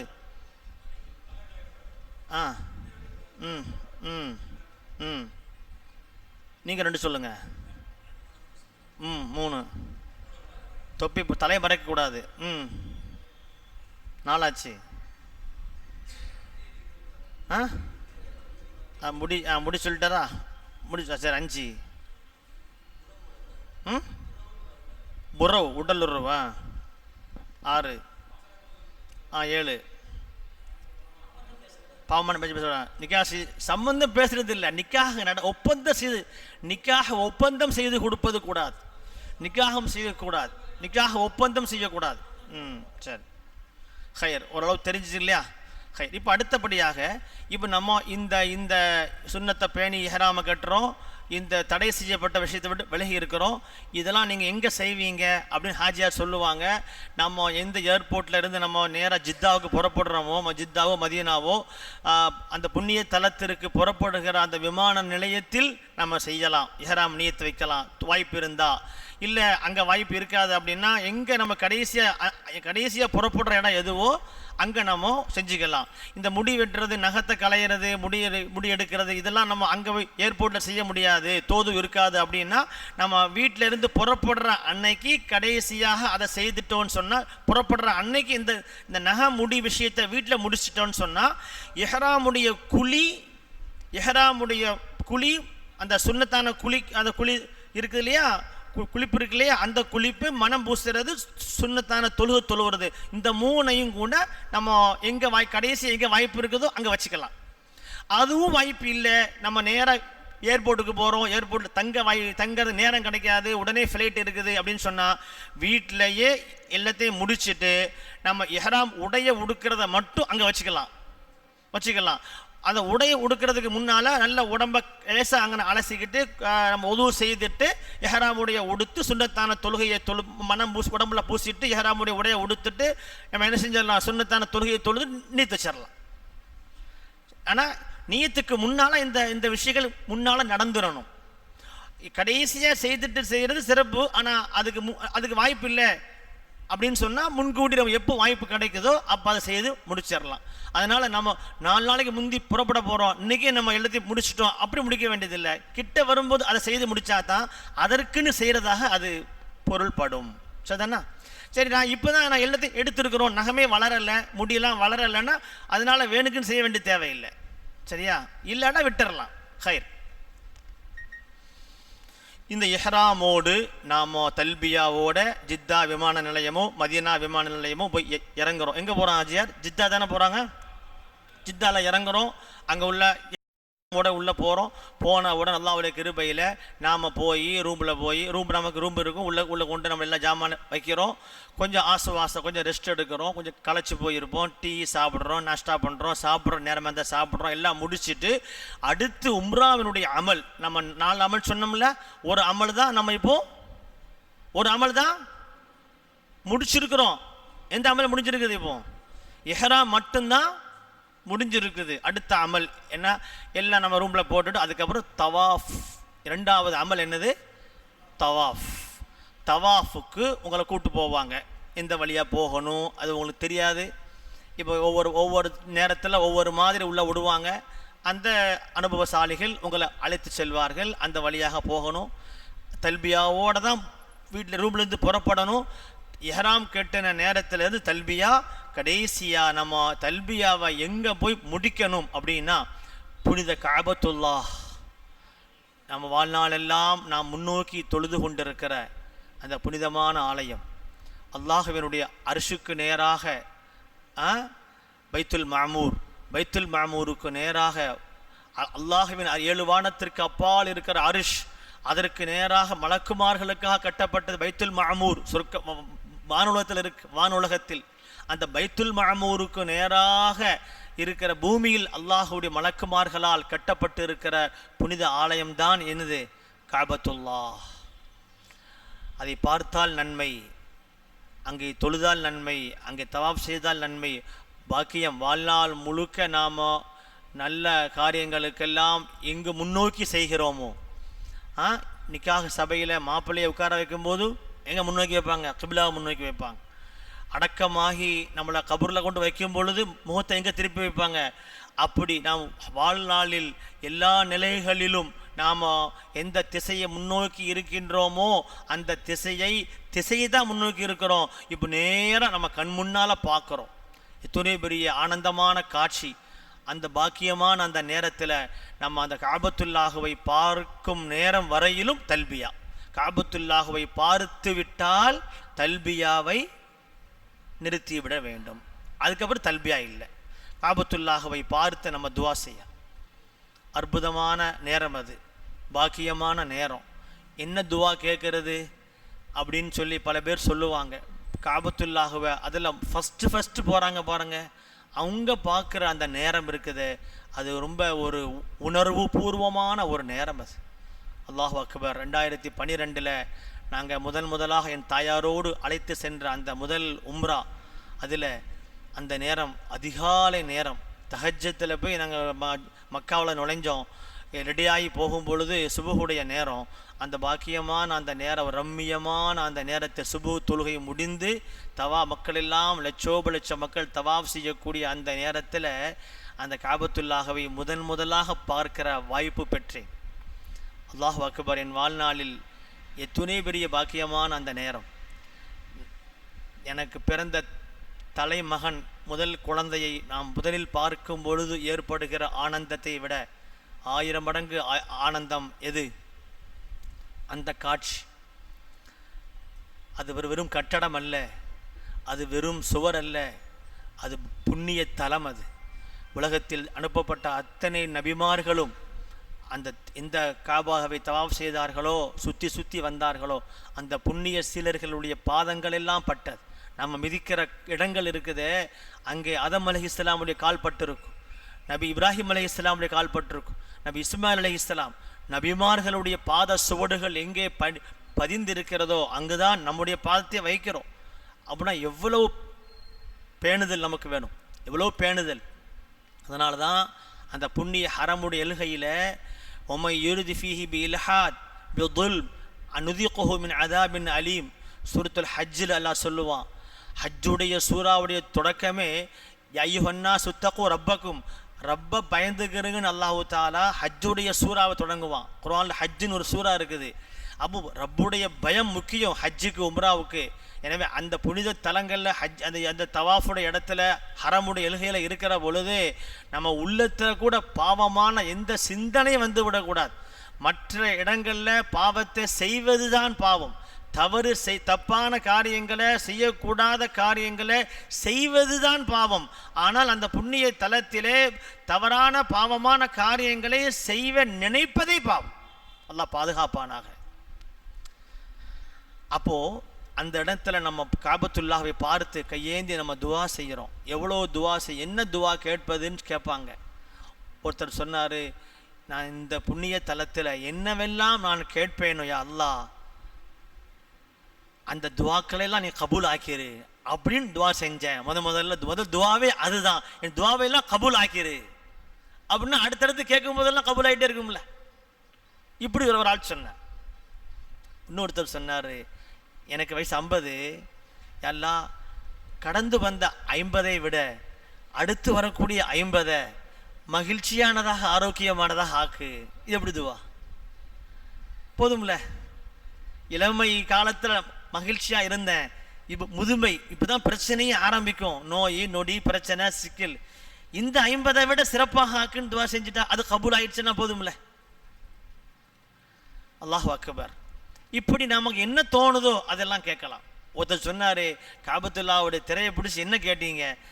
எனக்கு வாழ்நாள் முழுவதும் என்னுடைய முடி வெளுக்கக்கூடாதுன்னு துவா செஞ்சேன். தப்பில்லை. என் பல்லு விழவே கூடாதுன்னு துவா செஞ்சேன்னு சொன்னார். ஒருத்தர் சொன்னார், ரப்புட கேட்கறதுக்கு இதுதான் கேட்கணும், அதுதான் ஹலாலாக மட்டும் இருக்கணும், கேட்பது ஹலாலான விஷயமா மட்டும் இருக்கணும். முடியுமா, இதெல்லாம் நடக்குமான்னு நீங்க நினைக்க வேண்டியதே இல்லை. எதுவெல்லாம் நடக்காது நீ நினைப்பாயோ அதுவெல்லாம் நான் நடத்துவேன் ரப்பு சொல்றான். நினைச்சே பார்க்க மாட்டோம், நடந்துரும். நம்பிக்கையோடு கேளுங்கள், நம்பிக்கையோடு கேளுங்க. அந்த புனிதமான தவாஃபில் அருமையானவர்களே போயிட்டோம். நம்ம முதல்ல 4 விஷயத்தை முடிச்சிருவோம். தவாஃபை நம்ம எப்படி ஆரம்பிக்கணும் தெரியும். அங்கே ஹஜுல் அஸ்வத் இருக்கும், 4 மூலை, காபத்துல்லாவுடைய 4 மூலைகள் இருக்குது. ஒவ்வொரு மூலைக்கும் ஒவ்வொரு பேர் உண்டு. ருக்குனே ஹஜுல் அஸ்வத், ருக்குனே இராக்கி, ருக்குனே ஷாமி இராக்கி, ருக்குனே யமானி, 4 மூலைகள். அதில் ஹஜுல் அஸ்வத் இருக்கக்கூடிய மூலையிலிருந்து நம்ம தவாஃப் ஆரம்பிக்கணும். அங்கிருந்து நம்ம 7 சுற்றுக்கள் சுற்றணும். தவாஃப் ஆரம்பிக்கிற பொழுது ஆண்கள் முதல்ல இஹ்ராமுடைய உடைய என்ன செய்யணும், எப்படி போடணும், வலது தோல் புஜம் வெளியே தெரிகிற மாதிரி போடணும். யதுதிபா உள்ள வரணும். அது போட்டு காட்டுறேன், போட்டு காட்டுறேன். அடுத்து அந்த உம்ராவுடைய தவாஃபில் மட்டும்தான், உம்ராவுடைய தவாஃப் இருக்குல்ல, உம்ராவுடைய 2வது ருக்குனாக இருக்கிற தவாஃபில் மட்டும் நம்ம இதை இப்படி போட்டுக்கணும். அப்புறம் முதல் 3 சுற்று இருக்கு இல்லையா, கொஞ்சம் ரமல் என்று சொல்லக்கூடிய கொஞ்சம் குதித்து ஓடணும். இளைஞர்கள், வாய்ப்புள்ளவங்க, வயசானவங்கள்லாம் ஹசரத் இதனாலலாம் குதிக்க முடியாது, என்ன குதிக்கிற மாதிரி ஒரு பாவனை பண்ணிக்கலாம், அவ்வளோதான். அங்கே கூட்டத்தில் குதிக்கலாம் முடியாது, குறைந்தபட்சம் இப்படி குதிக்கிற மாதிரி கூட என்ன செஞ்சுக்கலாம், ஒரு ஆக்ட் பண்ணிக்கலாம், குதிக்கிற மாதிரி. இங்கே பார்க்கிட்ட முன்னால் போக முடியாது, கூட்டம் போயிட்டே இருப்பாங்க, குதிக்கிற மாதிரி ஒரு ஆக்ட் பண்ணிக்கலாம், அவ்வளோதான். ஒரு 3 சுற்றுக்கள் அப்படி செய்யணும். மீதி 4 சுற்றுக்கள் சாதாரணமான முறையில் செய்யலாம். இது திபா என்பது இதுதான். இது திபா.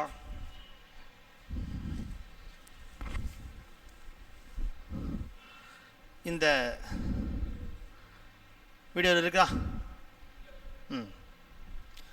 இது தவாஃப் முடிஞ்ச உடனே நம்ம இதை எடுத்து சரிப்படுத்தி போட்டுறணும், சரியா? ஆமாம், 7 ரவுண்டு முடிஞ்ச உடனே இதை நம்ம மாற்றிடணும். அப்படியே அலைய வேண்டியதில்லை, எல்லா அடுத்தடுத்த காரியங்களும் அப்படியே துறந்த வண்ணம் வேண்டியதில்லை. ஹயர். இப்போ நம்ம தவாஃப் 7 சுற்று, ஒவ்வொரு சுற்று முதல்ல சுற்ற ஆரம்பிக்கும் பொழுது யா அல்லாஹ், அல்லாஹும்ம இன்னி, ஒரு அரபில் சொல்லணும்னு அவசியம் இல்லை, தவாஃபை நான் நாடுகிறேன், அதை லேசாக்குவாயாக, அதை எனக்கு ஏற்றுக்கொள்வாயாக அப்படின்னு துவாவோட ஆரம்பிக்கிறோம். அந்த சின்ன தஸ்பி கொடுப்பாங்க 7, இந்த ரவுண்ட்ஸ் நமக்கு ஞாபகத்துக்கு இருக்காது, அதனால் அந்த தஸ்பியை என்ன செஞ்சுக்கணும், பயன்படுத்திக்கணும். ஒரு ஹஜுல் அஸ்வத்தில் ஆரம்பித்து திரும்ப ஹஜுல் அஸ்வத் வந்த உடனே தான் ஒரு ரவுண்டு, அதே மாதிரி 7 ரவுண்டு. ஒவ்வொரு அந்த ஹஜுல் அஸ்வதில் போய் முத்தமிடணும். ஆக்சுவலாக சுன்னத்து என்னான்னு கேட்டால், அந்த ஹஜுல் அஸ்வதை முத்தமிடுவது, முத்தம் விட்டு தவாஃப் ஆரம்பிக்கணும். ஒவ்வொரு ரவுண்ட்லையும் முத்தமிடணும். ஆனால் முடியுமா? முடியாது. அப்போ முத்தமிட முடியாது அப்படின்னாலும் கையால் தடவலாம், தட்டு கையை முத்தம் கொடுக்கலாம். சரி, கையால் தொட சாத்தியம் இருக்குதா? அதுவும் இல்லை. நம்ம முகத்தால் முத்தம் கொடுக்கவும் வாய்ப்பில்லை, கையால் தொட்டு முத்தம் கொடுக்கவும் வாய்ப்பில்லை. கடைசியில் அப்போ என்ன தான் வாய்ப்பு இருக்குது? நம்ம தள்ளி நிற்போம், ஹஜர் அஸ்வத் அங்கே இருக்கும். அப்போ என்ன செய்கிறது? அந்த இஷாரா தொடுவது போல இஷாரா செய்ய, சமிக்கினை செய்யுது, ஜாடை செய்யுது, முத்தம் கொடுத்துரும். பிஸ்மில்லாஹி அல்லாஹு அக்பர், பிஸ்மில்லாஹி சொல்லுங்க. ஹஜருல் அஸ்வத்தை முத்தமிடும் போது என்ன சொல்லணும்? பிஸ்மில்லாஹி அல்லாஹு அக்பர் முத்தமிட்டு தவாஃப் செய்யணும். தவாஃபில் என்ன ஓதணும்? தனித்தனியாக பிரத்யேகமான சொல்லப்பட்ட துவாக்கள், விருதுகள், அவுராதுகள் என்று ஒன்றும் இல்லாவிட்டாலும் நாம் தெரிந்த துவாக்களை ஓதலாம், குர்ஆன் ஓதலாம், கலிமாக்களை ஓதலாம், ஸலவாத்து ஓதலாம், இஸ்திக்ஃபார் ஓதலாம், தெரிஞ்ச துவா கேட்டுக்கிட்டே சுற்றலாம். சரியா? ஒரு ஜமாத்து வருது, அவங்க ஏதோ ஒன்று சொல்லி கொடுக்குறாங்க, நம்ம அதை சொல்லிக்கிட்டே நம்ம போனாலே போதும். இதை மாதிரி. ஆனால் ஒன்று இந்த கேமரா எடுக்கிறது, செல்ஃபி எடுக்கிறது, பாடு பேசுகிறது, இதை மட்டும் வேண்டாம். பேசவே வேண்டாம் தவாஃபில். தவாஃப் என்பது தொழுகையை போல அத்தியாவசியமாக பேச வேண்டிய தேவை இருக்குது, பேசிக்கலாம். சுற்றிக்கிட்டே தான் இருக்கணும். ஹைர், அல்லாஹ்வுடைய இல்லத்தை நம்ம சுற்றுறோம், அந்த இடம் புனிதமான இடம். அதில் ஹஜுல் அஸ்வது, அந்த காபத்துல்லாவுடைய வாசல் இருக்குல்ல, கதவு, தங்க கதவு, அதற்கும் ஹஜுல் அஸ்வதற்கும் இடைப்பட்ட ஒரு பகுதி இருக்குது, அதான் முல்தசம்னு சொல்லுவாங்க. முல்தசம் சொல்லுங்கள். அந்த இடத்துல நம்ம கைகளை வைத்து வலது கன்னத்தை பதித்து அல்லாஹ்ட துவா செய்யணும். அந்த சௌத்தோட காபத்துல்லாவுடைய கதவிற்கும் ஹஜுல் அஸ்வத்திற்கும் மத்தியில் உள்ள அந்த இடம் ரொம்ப பவரான இடம். அந்த இடத்துல நம்ம துவா கேட்பது ரொம்ப முக்கியமான விஷயம். அந்த இடத்த பயன்படுத்தணும். நிறைய பேருக்கு அந்த இடத்தினுடைய அருமை தெரியாது. ஹஜுல் அஸ்வதில் நிற்பாங்க, அதே பவர் தான் எங்கே, இந்த முல்தசமில் இருக்குது. எனவே அந்த இடத்துல ஆண்களும் நிற்பாங்க, பெண்களும் நிற்பாங்க. அங்கே நமக்கு இடம் கிடைக்கும், வாய்ப்பு இருக்குது. இன்ஷா அல்லாஹ் அந்த இடத்த சரியாக பயன்படுத்துங்க. அதெல்லாம் எப்போ அப்படின்னா, நம்ம தவாஃபுடைய 7 சுற்றை முடிச்சிடணும். 7 தவாஃபை முடிச்சுட்டு அடுத்தடுத்து நம்ம தவாஃப் செய்வோம்ல, தவாஃப் உம்ரா இல்லாமல் வெறும் தவாஃப் மட்டும் செய்வோம் இல்லையா, அப்போது அந்த விஷயத்தை நம்ம பயன்படுத்திக்கலாம். முதல்ல போகிற உம்ராவுடைய தவாஃபில் வேறு எந்த விஷயத்தையும் நீங்கள் கவனத்தில் வைக்கக்கூடாது. 7 ரவுண்டை முடிக்கணும் முதல்ல. சரி, 7 தவாஃப் 7 ரவுண்டு முடிக்கிறோம். ஹஜுல் வருஷத்தை முத்தமிடுறோம், ஜாடை செய்கிறோம். அதோட நம்ம அப்படியே தள்ளி வந்து மக்காம் இப்ராஹிம்னு ஒரு இடம் இருக்கும், அங்கே தங்க கூண்டு இருக்குல்ல, அந்த இடத்துக்கு பக்கத்தில் நின்று 2 ரக்காத்து தவாஃபுடைய சுன்னத்தான தொழுகை தொழணும். இந்த தொழுகை தவாஃபை முடித்த உடனே தவாஃபுடைய சுன்னத்தான தொழுகை. அந்த தொழுகையை தொழுகிறதுக்கு அங்கே இடம் கிடைக்காது. எங்கே இடம் கிடைக்குதோ அங்கே தொழுதிட வேண்டியது. எங்கே போலீஸ் அனுமதிக்கிறானோ அந்த இடத்துல. இந்த தவாஃபுடைய சுன்னத்தான தொழுகையிலும் அதே போல் இஹ்ராமுடைய தொழுதம் இல்லையா, இந்த தொழுகைகளில் எல்லாம் முதல் ரக்காத்தில் குல்யா ஐயுல் காஃபிரூனா, 2வது ரக்காத்தில் குல் ஹுவல்லாஹு அஹத் ஓதிரலாம்ல, குல்யால் காஃபிரூனா குல் யா ஐயுல் காஃபிரூன். 2வது ரக்காத்தில் குல் ஹுவல்லாஹு சூரா. இதை யா வச்சுக்கணும். ஓதிட்டு துவா செஞ்சிட்டோன்னு சொன்னால் தவாஃப் முடிஞ்சிருச்சு. தவாஃப் 7 ரவுண்டு சுற்றுறோம், 2 ரக்காத் தொழுகிறோம், தவாஃபுடைய அமல் முடிஞ்சிட்டு. இஹ்ராமுடைய 2வது அமல் முடிஞ்சிட்டா. ஃபஸ்ட்டு இஹ்ராம், தவாஃப். 3வது அடுத்து சஈக்கு போகணும். சஈக்கு போகிறதுக்கு முன்னால் ஜம்சம் தண்ணீரை குடிச்சிக்கிறது சுன்னத். ரொம்ப குடிக்க வேண்டாம், கொஞ்சம் குடிச்சிக்கிட்டு ஜம்சம்மை குடிக்கும் போது ஒரு துவா இருக்குது. அல்லாஹும்ம இன்னி அஸ்அலுக இல்மன் நாஃபிஆ வ அமல முத்தகப்பலா வ ரிஸ்கன் வாசிஆ வ ஷிஃபா மின் குல்லி தாயின். கல்வி ஞானத்தை கூட, அமலை ஏற்றுக்கொள்ளப்பட்ட அமல், நோயிலிருந்து நிவாரணத்தை கொடு அப்படிங்கிற ஒரு துவா. அதை சல்லாஹ் ஓதுனாங்க. அதை ஓதிட்டு நம்ம தண்ணியை குடிச்சிட்டு தண்ணியை தலையில் உடம்புல தேய்ச்சிக்கலாம், முகத்தில் தலையில் தேய்ச்சிக்கலாம். அடுத்த அமல் சஈக்கு போகணும். சஈ என்பது சஃபா மர்வா அப்படிங்கிற 2 மலை குன்றுக்கு இடையில் தொங்கோட்டம் ஓடுவது. அதுதான் அடுத்த அமல், 3வது அமல். அந்த அமல் இன்னைக்கு மலை குன்றுலாம் இருக்காது, எல்லாம் பில்டிங்காக தான் இருக்கும். நீங்கள் மலை குன்றுன்னு சொன்னாங்களே, சஃபா மருவா, மலையை காணாமன்னு தேட வேண்டியதில்லை. மலையெல்லாம் கிளாஸ் போட்டு மூடி மெழுகு தேய்ச்சி பழுங்கி மாதிரி வச்சுருப்பாங்க, மலையினே தெரியாது உங்களுக்கு, அப்படி தான் இருக்கும். ஆனால் அது மலை. நீங்கள் ஓட வேண்டிய பகுதி வந்து நல்ல சூப்பரான தளம், என்ன போட்டிருக்கோம், மார்பிள்ஸ் போட்ட இடத்துல தான் நம்ம ஓட போகிறோம். அன்னை ஹாஜர் அலைஹிஸ்ஸலாம் ஓடினாங்களே மலை கரடு முரடான பாதையில், அதை மாதிரி நம்ம ஓடலை. நம்ம குளிரூட்டப்பட்ட ஏசி அறையில் ஜில்லுன்னு இருக்கும், அங்கே தான் நம்ம ஓடுறோம். புரியுதா? நம்ம ஓடுறோம். சஃபாவிலிருந்து ஆரம்பிக்கணும். சஃபாவும் மலை தான், மருவாவும் மலை. அப்போ 2மே ஹைட்டாக இருக்கும், பள்ளத்தில் இறங்குற மாதிரி இருக்கும், ஏறுற மாதிரி இருக்கும். சரியா? சஃபாவிலிருந்து நம்ம ஆரம்பிக்கிறோம், மருவா. சரியா? திரும்ப அப்படியே மருவா, திரும்ப சஃபாவுக்கு போகிறோம். சஃபாவில் இருந்து ஆரம்பித்து மருவா 1, திரும்ப மருவா டு சஃபா 2, 3, 4, 5, 6, 7. அப்போ சஃபாவில் ஆரம்பித்து எங்கே முடியும்? மருவாவில் முடிஞ்சால் 7 ரவுண்டு முடியும். முடிஞ்ச உடனே ஆரம்பிக்கும் போதும் முடியும் பொழுதும் காபத்துல்லாவை நோக்கி தலையை கை உயர்த்தி துவா செய்யணும். 4ஆம் கலிமா ஓதணும். சஃபாவில் வச்சு 4ஆம் கலிமா தெரியும்ல, நம்ம தக்பீர் சொல்லுவோம் தெரியுமா?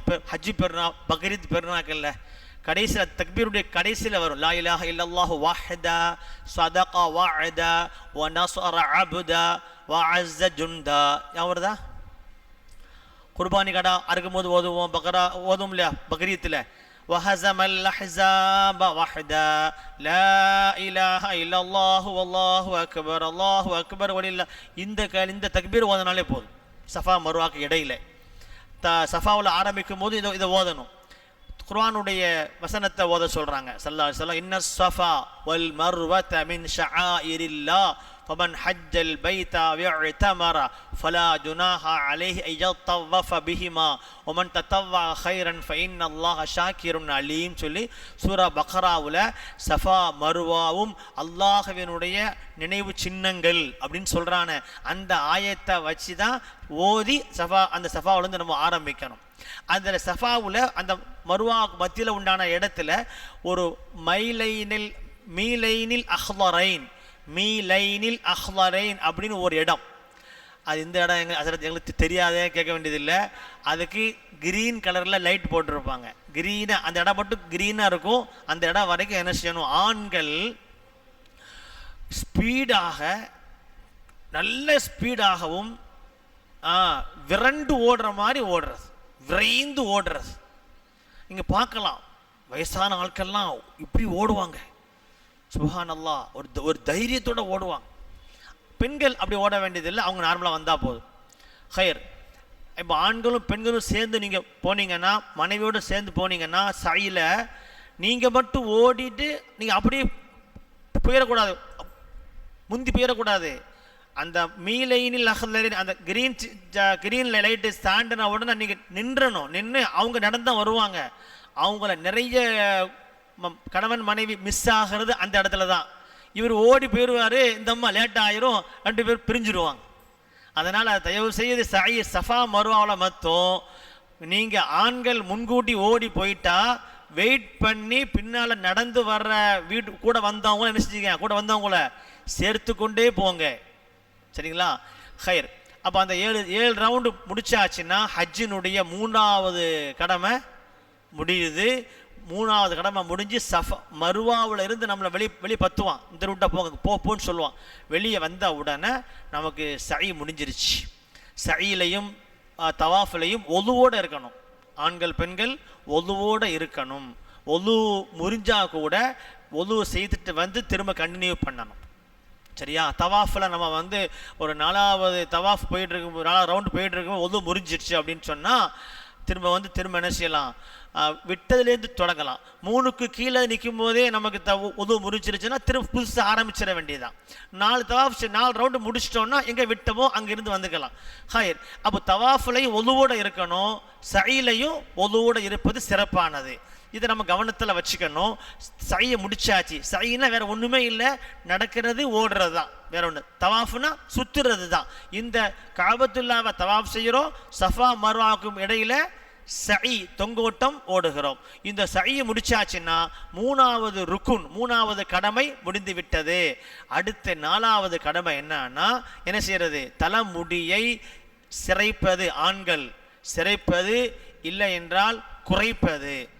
ஏன்னா நம்ம ஃபஸ்ட்டு தடவை உம்ராவுக்கு போகும்பொழுது சிரைச்சிட வேண்டியதுதான். அல்லாஹ்வுடைய கிருபையில் அந்த முடியை சிரைச்சிடணும்.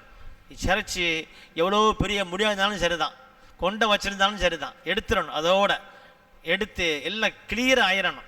பெண்கள் அடுத்தடுத்து நம்மளே செய்ய முடிஞ்சால் செய்யலாம். ஃபஸ்ட்டு நம்ம செய்ய முடியாது. நம்ம மருவாவிலிருந்து வெளியே வந்த உடனேயே அங்கே நிற்பாங்க, வாங்கன்னு கூப்பிடுவோம். 5 ரியால் 5 ரியாலை தாண்டி கொடுக்காதீங்க. மீதி விஷயத்தை ஹாஜர் சொல்லுவாங்க, எவ்வளோ கொடுக்கணும் அப்படிங்கிறத அவங்க கைட் பண்ணுவாங்க. சந்தர்ப்பத்தை பயன்படுத்தி 10 ரியால் 20 ரியால் 50 ரியாலாம் வாங்கிடுவானுங்க. ஆனால் அதுக்குள்ள ரேட்டு 5 ரியால் தான். ஹைர். இப்போ இந்த இடத்துல நம்ம தலைமுடி இறக்கணும். பெண்கள் தலைமுடியில் மொத்த முடியையும் எடுத்து ஒரு விரலில் சுற்றணும். ஒரு விரலை சுற்றி அந்த விரலில் சுற்றின ஒரு விரல் அளவிற்கு கட் பண்ணிட்டா முடிஞ்சு போச்சு. இந்த விரலில் சுற்றி வெட்டி விடுறோம் இல்லையா, அது அவங்களே செஞ்சுக்கலாம், ஒருத்தர் பண்ணிக்கலாம். நமக்கு வந்து ஃபஸ்ட்டு முட்டை நம்ம அடிக்க முடியாது, வெளியே போய் செஞ்சுட்டோன்னு சொன்னால். அதுக்கப்புறம் முடி வளர்ந்துருக்காது, நம்ம வீட்டில் போய் நம்ம எடுத்துக்கலாம், யாராவது நமக்குள்ளே எடுத்துக்கலாம். ஹைர்.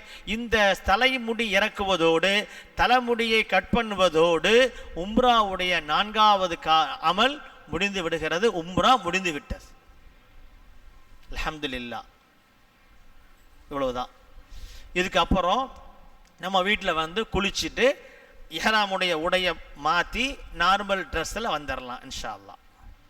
அதுக்கப்புறம் நமக்கு நேரம் கிடைக்கும் பொழுதெல்லாம் தவாஃப் செய்யலாம். உம்ராவுக்கு வாய்ப்பு இருந்தால் நம்ம இருக்கிறோன்னு சொன்னால் ஆயிஷா பள்ளின்னு சொல்லி, ஆயிஷா பள்ளிங்கிறது வேறு ஒன்றும் இல்லை, தன்ஈம். அந்த இடத்துக்கு பேர் தன்ஈமுங்கிற இடம், அந்த ஏரியாவுக்கு பேர். அங்கே ஒரு பள்ளிவாசல் இருக்குது, அதுக்கு பேர் ஆயிஷா, மஸ்ஜித் ஆயிஷா. அது அந்த இடத்துக்கு என்ன சிறப்பு அப்படின்னா, ஹரமுடைய எல்கையை விட்டு நம்ம வெளியே போகிறோம். அது ஹரமுடைய எல்கையை தாண்டி வெளியே இருக்குது. அப்போ நம்ம நியத்து வைப்பதற்கு ஹரமுடைய எல்கையை விட்டு வெளியே போகணும். அது வெளியே போகிற இடம் தான் என்னது, பல இடங்கள் இருக்கு, பல மீகாத்து இருக்குது, பல இடங்கள் இருக்குது. அதில் இது ஹரமுடைய எல்கையை விட்டு வெளியாகிற இடம் அது. எனவே அங்கே போய் நம்ம அந்த பள்ளியில் தொழுதுட்டு இஹ்ராம நியத்து வச்சுட்டு நம்ம தல்பியாவோடு வந்து தவாஃபு சஅய் முடிக்கணும். 5 வக்து தொழுகைக்கு போகிற பொழுது தொழுகைக்கு முன்னால் ஒரு தவாஃப், தொழுகைக்கு பின்னால் ஒரு தவாஃப், இது செய்ய முடிஞ்சால் செய்யலாம். இல்லைன்னா தொழுகைக்கு பின்னாலேயாவது ஒரு தவாஃப் செய்யணும். சுபுக்கு பிறகு ஒரு தவாஃப், லுஹருக்கு பிறகு ஒரு தவாஃப், அசருக்கு பிறகு ஒரு தவாஃப். இப்போ பார்த்தீங்கன்னா ஒரு நாளைக்கு குறைஞ்சது 5 தவாஃப் வந்துடும். அப்போ நம்ம இருக்கிற நாட்களில் 10 நாள் இருந்தோன்னு சொன்னால் 50 தவாஃப் வந்துடும். அது தவாஃப் என்பது மக்காவில் கஅபாவில் மட்டுமே செய்ய முடியக்கூடிய ஒரு அமல். அதனால தான் கஅபத்துல்குல்லா நுழைகிற பொழுது தஹியத்துல் மஸ்ஜிதுன்னு சொல்கிறோம்ல, காணிக்க தொழுகை. அந்த காணிக்க தொழுகையே இல்லை, எதான் காணிக்க தவாஃப் தான். போனவுடனே தவாஃப் ஆரம்பிக்கிறதா. ஏன்னா தவாஃப் என்பது அங்கு மட்டுமே செய்யக்கூடிய பிரத்யேகமான ஒரு அமல். சரிங்களா? இப்படிப்பட்ட ஒரு இந்த விஷயத்தை நம்ம கவனத்தில் வச்சு அல்லாஹ்வுடைய கிருபையினால் உங்களுடைய ஹஜ்ஜினுடைய கிரிகைகளை மிக நேர்த்தியாக நீங்கள் செய்ய வேண்டும். அதில் எந்த சந்தேகங்கள் வந்தாலும் நீங்கள் தெளிவுபடுத்திக்கிடணும். அதில் நீங்கள் அறகுறையாக இருக்கக்கூடாது, முழுமையாக அதை செய்யணும். சட்டங்களை தெரிஞ்சு தெளிவாக புரிந்து நீங்கள் செய்யணும். ரப்புல் ஆலமீன் அப்படிப்பட்ட உன்னதமான அந்த கடமையை புரிய முறையில் தெரிந்து தூய எண்ணத்தோடு அதை செய்து அதற்குரிய முழுமையான கூலியை பெறுவதற்கு ரப்புல் ஆலமீன் உங்கள் அனைவருக்கும் நம் அனைவருக்கும் அல்லாஹ் தௌஃபீக் செய்தருள்வானாக. வாஹிரு தஅவானா அனில் ஹம்துலில்லாஹி ரப்பில் ஆலமீன். வஸ்ஸலாமு அலைக்கும் வரஹ்மத்துல்லாஹ். இதில் உடுக்கிற விஷயம் சொல்லி கொடுத்துச்சா?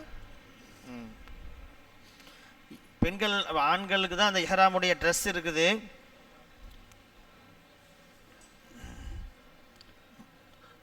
உடுத்து ரொம்ப நாள் ஆச்சப்பா, மறந்து போயிடக்கூடாது. நமக்கு அதில் பார்த்துக்குறோம். சதண்ணா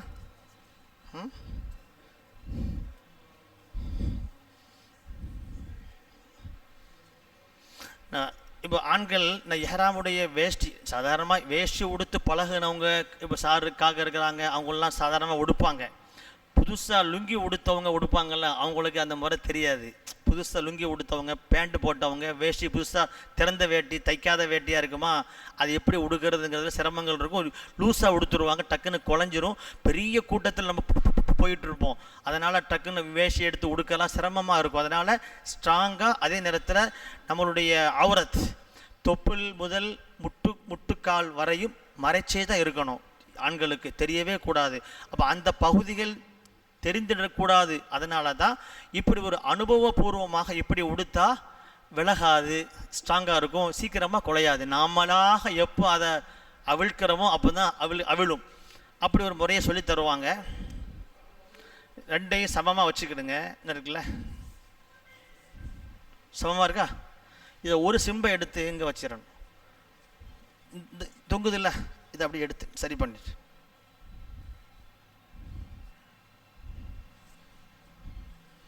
ஒரு சுருட்டு போட்டுற வேண்டியதான். இப்படி போட்டோம்னா இதில் என்னன்னா பாருங்கள், தெரியுதா? பத்தில எப்படி உட்கார்ந்தாலும் தெரிய விலகாது. உள்ள ஒரு அடுக்கு இருக்கும், கவரான மாதிரி இருக்கும், ஸ்ட்ராங்காகவும் இருக்கும். சுற்றிட்டதுனால ஸ்ட்ராங்காக இருக்கும். புரியுதா? முதல்ல என்ன செய்கிறோம், அஜர் சேதன் அஜர் ரெண்டு சமமாக வைக்கிறோம். சமமாக வச்சுட்டு நல்லா இழுத்துடணும். இடது வலது இதான் ஓகே, இடது பக்கம் வச்சுக்கலாம். இந்த ஒரு சிம்பை எடுத்து இங்கே வச்சிடணும். இந்த தொய்வானத்தை எடுத்து இதை சரிப்படுத்தி இதை உள்ளே கொண்டு வந்துடும். இந்த சிம்பை அவ்வளோதான். கொஞ்சம் விரைப்பாக மாற்றிட வேண்டியது. முடிஞ்சு போச்சு. நீங்கள் சாதாரணமாகவும் உருண்டை போடலாம், ஆனால் இது உள்ளே வர்றதுனால அந்த திறக்க திறக்க தெரியாது. இதில் அங்கே வரைக்கும் போது பற்றியில்ல, இங்கே வரைக்கும் போயிடுச்சு. அது ஒரு நமக்கு பிரயோஜனமாக இருக்கும். ஓகேயா? பெல்ட் மேலே போட்டுக்கலாம். இது இப்படி கொடுத்தா பெல்ட்டு கூட தேவை இருக்காது. ஆனால் பெல்ட் யூஸ் பண்ண வேண்டிய தேவை இருக்கும். தான் நம்ம சில பொருட்கள் வைக்க வேண்டியது இருக்கும். அதுக்கு பெல்ட் வச்சுக்கலாம். மேலே போட்டுக்கலாம், மேலே போட்டுக்கலாம். செய்யலாம்.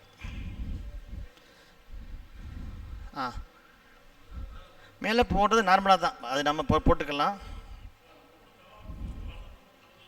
ஆமாம், சொல்லிட்டேன்.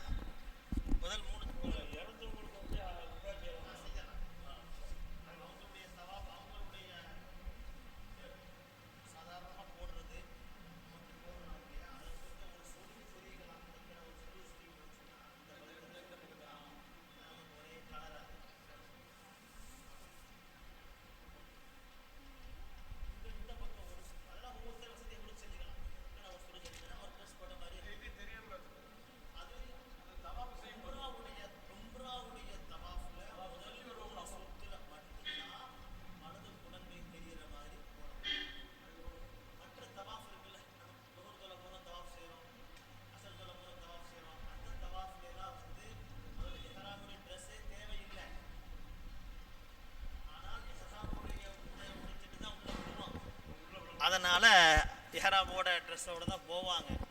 அப்போ அதில் நம்ம என்ன செய்ய வேண்டிய தேவையில்லை, அந்த இதெல்லாம் ஓப்பன் ஆக வேண்டிய தேவையில்லை. சரிங்களா? நம்ம நார்மலாகவே நம்ம இஹ்ராமுடைய ட்ரெஸ்ஸை உடுத்துட்டு தான் தவாஃப் செய்கிறோம்னு சொன்னால், தவாஃபுக்கு இந்த ட்ரெஸ்ஸு போட்டுக்கலாம். உம்ராவுக்கு தான் என்ன செய்யணும், உம்ராவினுடைய தவாஃபில் தான் நம்ம இந்த சட்டத்தை ஃபாலோ பண்ணணும். உம்ராவில் இருக்கும் பொழுது தான், இஹ்ராமில் இருக்கும் பொழுது தான் நம்ம இந்த தையல் ஆடை உடுத்தக்கூடாதுங்கிற சட்டம். தவாஃப் உம்ரா முடிச்சிட்டோம், தலைமுடி இறக்கியாச்சுன்னா நம்ம இஹ்ராமை கலைந்தாகி விட்டது. நம்ம இஹ்ராமுடைய உடையை கலைஞ்சிட்டு பேண்ட் போட்டுக்கலாம், கையில் உடுத்துக்கலாம், சட்டை போட்டுக்கலாம். நம்ம சாதாரண ஜமாத்தோட தொலை உள்ள போகிறோம்ல, அப்போ அந்த சமயத்தில் தவாஃப் செய்ய போகிறோம், அப்படியே தவாஃப் செஞ்சுக்கலாம்.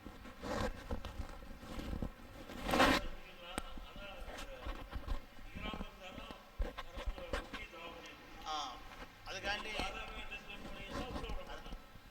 அதிகமான கூட்டம் வர்றதுனால அவன் என்ன பண்றான்னா, உம்ராவுக்கு மட்டும் உள்ள அனுமதி அப்படின்னு சொல்லி வச்சுக்கிட்டான். அப்போ உம்ரா இல்லையான்னு எப்படி தெரியும்? அப்போ இஹ்ராம் இருந்தா உம்ரா அவன் வச்சுக்கிட்டதுனால நம்ம இஹ்ராம் நியத்தையே வைக்காம உம்ராவே செய்யாம இஹ்ராம் ட்ரெஸ்ஸை மட்டும் போட்டுட்டு நம்ம உள்ள வர்றதுக்காக வேண்டும்.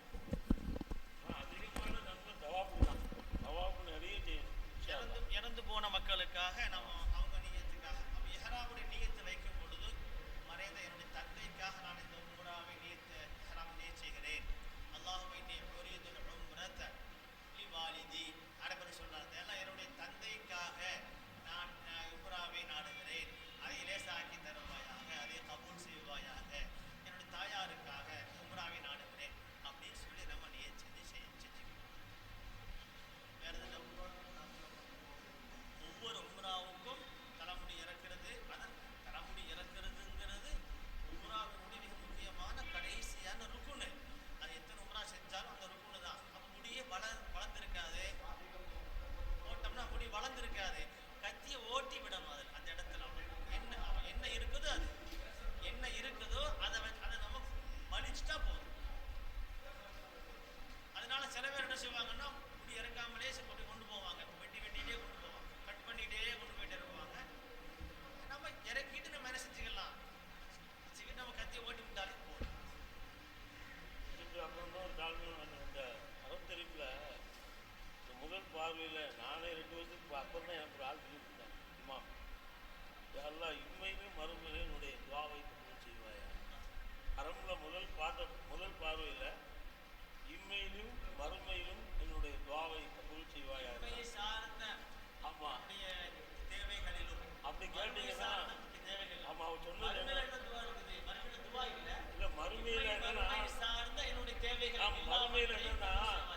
மறுமையில் என்னன்னா நம்ம கபூரில் இருப்போம் ரொம்ப நாள், அப்புறம் அல்லாஹ்வை சந்திக்கும் போது இல்லை இந்த துவா நம்ம எத்திக்கிட்டோம்னா 2 உலகத்துக்கும் சார்ந்த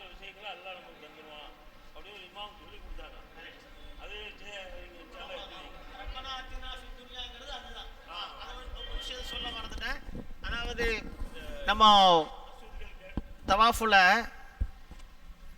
எல்லாமே முக்கியமான இடம் தான். அந்த ருக்குன யமானி, ஹஜருல் அஸ்வத், அந்த ஹஜருல் அஸ்வத்துக்கு முத்தமிட இடம் தெரியும் நமக்கு, எப்பவுமே ரஷ்ஷாக இருக்கும். அந்த மூளைக்கு முந்தின மூளை அதிலிருந்து ஆரம்பித்து அந்த ஹஜருல் அஸ்வத் வரைக்கும் உண்டான அந்த இடத்துக்கு பேர் ருக்குன யமானி.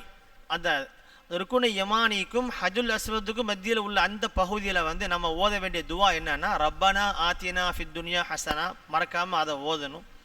அவர் சொன்னாங்க இல்லையா,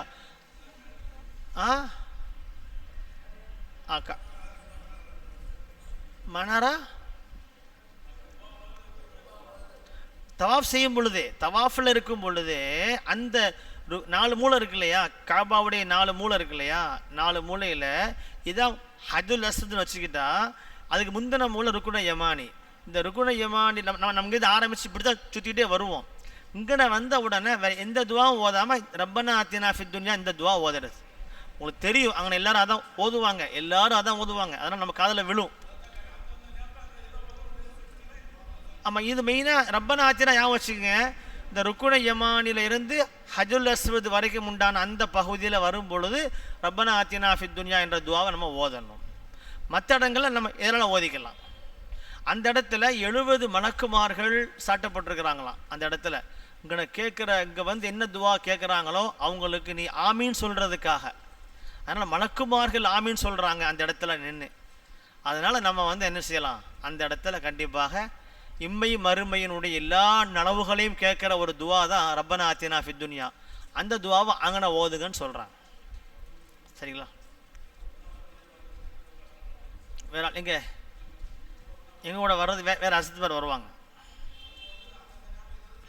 அது சொல்லுவாங்க. இப்போ ஒரு ஐடியா உங்களுக்கு கிடைச்சாதான் அங்கேருந்து நீங்கள் கூடுதல் விவரத்தை கேட்டுக்கலாம். நீங்கள் சார் வேறு எதுவும் டவுட் இருக்கா?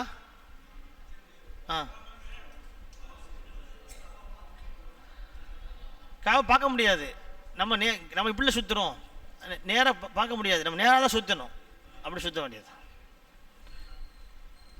அதில் நம்ம வந்து மனம் பூசியிருப்பாங்க. காபத்துல்லாவுடைய திரைச்சீலையில் நிறைய அத்தர் பூசுவாங்க.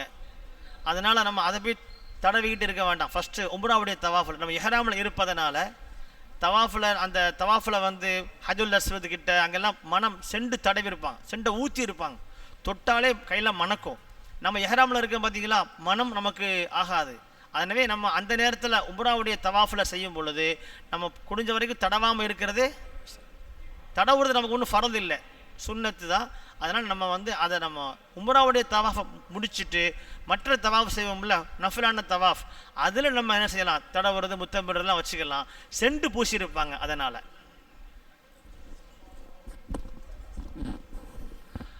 அது இந்த உம்ரா முடிச்சுட்டு அடுத்த உம்ரா செய்வதாக இருந்தால்தான் ஆயிஷா பள்ளிக்கு போகணும். இந்த உம்ரா முடித்து தலைமுடி இறக்கி அல்லது தலைமுடி குறைச்சி நீங்கள் குளித்து இஹ்ராமுடைய ட்ரெஸ்ஸை களைஞ்சி முதல்ல மாறிடணும். அதுக்கப்புறம் தனியாக நீங்கள் போகிறதா இருந்தால் இஹ்ராமுடைய ட்ரெஸ்ஸை மாற்றிட்டு திரும்ப அங்கே போய் தொழுது இஹ்ராமோட வரணும். சரிண்ணா? வேறு எதுவும் டவுட் இருக்கா? அவங்களுக்கு தான் டவுட் இருக்குதா? தாய்மார்களுக்கு ஒரு டவுட் வரும். தாய்மார்களுக்கு ஒரே டவுட், எல்லோரும் கேட்குற டவுட்டு, அவங்களுக்கு அந்த தொடக்கு ஏற்பட்டுட்டால் என்ன செய்கிறது? இஹ்ராம் கட்டியாச்சு, இங்கேருந்து போகும் பொழுது அது இஹ்ராம் கட்டுற நேரத்திலேயே தொடக்கு ஏற்பட்டுடுச்சு அப்படின்னா, பொதுவாக ஒரு விஷயத்தை நம்ம கவனத்தில் வைக்கணும். ஹஜ் உம்ராவை பொறுத்த வரையில் தொடக்கு ஏற்பட்டதுனால எந்த பாதிப்பும் இருக்காது. தவாஃப் மட்டும்தான் செய்யக்கூடாது. சுத்தமாக இல்லாமல் இருக்கும் பொழுது, தொடக்காக இருக்கிற பொழுது தவாஃப் மட்டும் செய்ய முடியாது. அப்போ மற்ற எல்லா காரியத்துக்கும் அவங்க வரலாம். தவாஃபு சை வச்சுக்கலேன். அப்போது இங்கிருந்து நம்ம இஹ்ராம் கட்டும் பொழுது அவங்க தொடக்க ஆயிட்டாங்கன்னு சொன்னால், அப்போது அவங்க இஹ்ராமுடைய குளிக்கணும். அதனால் ஒன்று தொடக்கு நீங்காது. ஆனாலும் இஹ்ராமுடைய சுன்னத்தான குழி நீத்து வச்சு குளிச்சிக்கணும். இப்போ நகமுடி வெட்டுறது இருக்குது, தொடக்கில் இருக்கும்போது வெட்டக்கூடாது. அதனால் தொடக்கு வரக்கூடிய நாளாக இருக்குது அப்படின்னு தெரிஞ்சிச்சுன்னா நம்ம அதுக்கு முன்னாடியே நகமுடியை வெட்டிடணும், களைஞ்சிடணும். அப்போ இஹ்ராமுக்காக வேண்டி சுன்னத்தான குழியை நீத்து வச்சு குளிச்சிடணும். மற்றபடி நம்ம மனம் பூசுறது எல்லாம் ஓகே செஞ்சுக்க வேண்டியதுதான். ஆனால் என்ன, நம்ம போய் சேர்ந்த பிறகு நம்ம ஒரு 10 நாள் அங்கே இருக்க போகிறோம் மக்காவில். எனவே அங்கே போய் சேர்ந்த பிறகு எல்லாரும் தவாஃபுக்கு போகும் பொழுது சைக்கு போக முடியாது. தொடக்கில் உள்ளவங்க போக முடியாது. அவங்க என்ன பண்ணணும், ரூமில் இருந்துக்கணும். புரியுதா? சொல்கிறது புரியுதா? ரூமில் இருந்துக்கிட்டு தொடக்கு எப்போ முடியுதோ, எப்போ குளிக்கிறாங்களோ, குளித்த பிறகு தனியாக என்ன செய்யணும், இன்னும் அவங்க தவாஃப் இன்னும் உம்ரா முடிக்கல. அவங்க தவாஃபு சை முடிக்காமல் உம்ரா முடியாது. எஹ்ராம் கட்டியாச்சு, அவங்க எஹ்ராமில் தான் இருக்கிறாங்க. தொடக்காக இருந்தாலும் அவங்க எஹ்ராமில் இருக்கிறாங்க. எனவே எஹ்ராமில் இருக்கும்போது என்னவெல்லாம் செய்யக்கூடாது நம்ம சொன்னோமோ அதையெல்லாம் செய்யாமல் இருக்கணும். ரொம்ப கவனமாக இருக்கணும். பெண்கள் சொல்கிறேன், இப்போ ஆண்கள் வந்தாங்க, தவாஃப் முடித்தாங்க, செய்ய முடித்தாங்க, எஹ்ராம் கலைஞ்சாச்சு. பெண்கள் தொடக்கில் இருந்தால் தவாஃப் செய்ய முடியாது. தவாஃப் செய்ய முடியாவிட்டால் சை செய்ய முடியாது. அப்போ சை செய்ய முடியாவிட்டால் தவாஃப் செய்ய முடியாது, உம்ரா முடியல. அப்போ எஹ்ராமில் இருக்கிறார்கள். அவர்கள் ரூமில் இருந்தாலும் எஹ்ராமில் இருக்கிறாங்க. எனவே நகை வெட்டுறது, முடி களைகிறது, தேவையில்லாம் பேச்சு பேசுறது எல்லாவற்றையும் விட்டு குர்ஆன் ஓதக்கூடாது, குர்ஆனை தொடக்கூடாது, தொழக்கூடாது. அப்போ என்ன செய்யலாம், திக்ர் ஓதலாம், துஆ செய்யலாம்.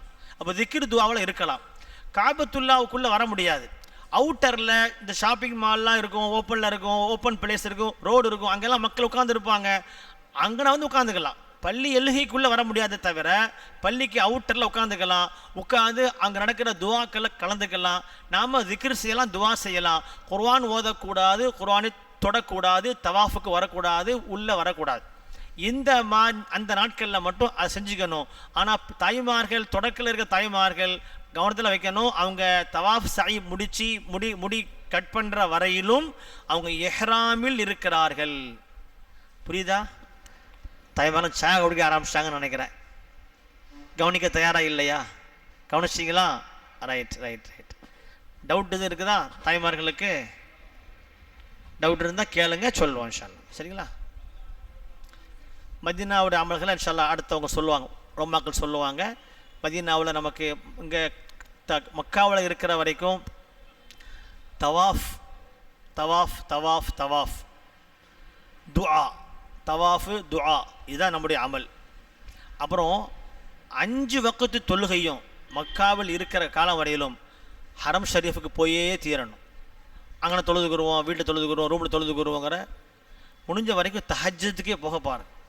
பாக்கியமான நேரம், வாழ்க்கையில் கிடைக்காத பாக்கியம் அது. கொஞ்சம் ரெஸ்ட் கொஞ்சம் ஓய்வெல்லாம் கொஞ்சம் குறைச்சிக்கிட்டு, கிடைக்கும்போது ஓய்வு எடுத்துக்கிட்டு கரெக்டாக ஜமாத்துக்கு போயிடுறது. அதில் அசர் ஜமாத் நமக்கு ரொம்ப சவாலாக இருக்கிறது அசர். ஏன்னா அசர் ஷாஃபி அசர் தாங்க. ஷாஃபியோடைய அசர் நேரம் எப்போமோ அதே மாதிரி தான். ஹனஃபியில் நீங்கள் 5 மணிக்கு அசர் தொழுதுருப்பீங்க. சாப்பிட்டு முடித்து நல்ல ஒரு தூக்கம் போட்டுட்டு நல்லா எந்திரிச்சு போய் தொழுவோம். ஆனால் அங்கே ஷாஃபி மதுஹபில் பாங்கு சொல்லுவாங்கள்ல, 3:30க்கு பாங்கு, 3:20க்கு பாங்கு, அதேமாதிரி அங்கே பாங்கு சொல்லுவாங்க. நீங்கள் லொஹர் முடிச்சுட்டு சாப்பிட்டுட்டு அப்படி கையை கழுவிட்டு அப்படி படுப்போமான்னு நினைக்கும் போது பாங்கு சொல்லிடுவாங்க. சரி அசர் தொழுதுட்டு போய்க்கிறோமே, மகரிபில் போய்க்கிறோமே, ஒத்தி போட்டுறக்கூடாது. அசரையும் அங்கேயே முடிஞ்ச வரைக்கும் ஹரம் ஷரீஃபில் கபாவில் போய் தொழணும் இன்ஷா அல்லாஹ். சரிங்களா? அதுக்கப்புறம் ஓய்வு எடுத்துக்கலாம். அசருக்கு பிறகு கூட ஓய்வு எடுத்துக்கலாம். நம்ம லாங் டைம் இருக்கும். அதனால் அந்த அசர் பிரச்சனையாக இருக்கும்.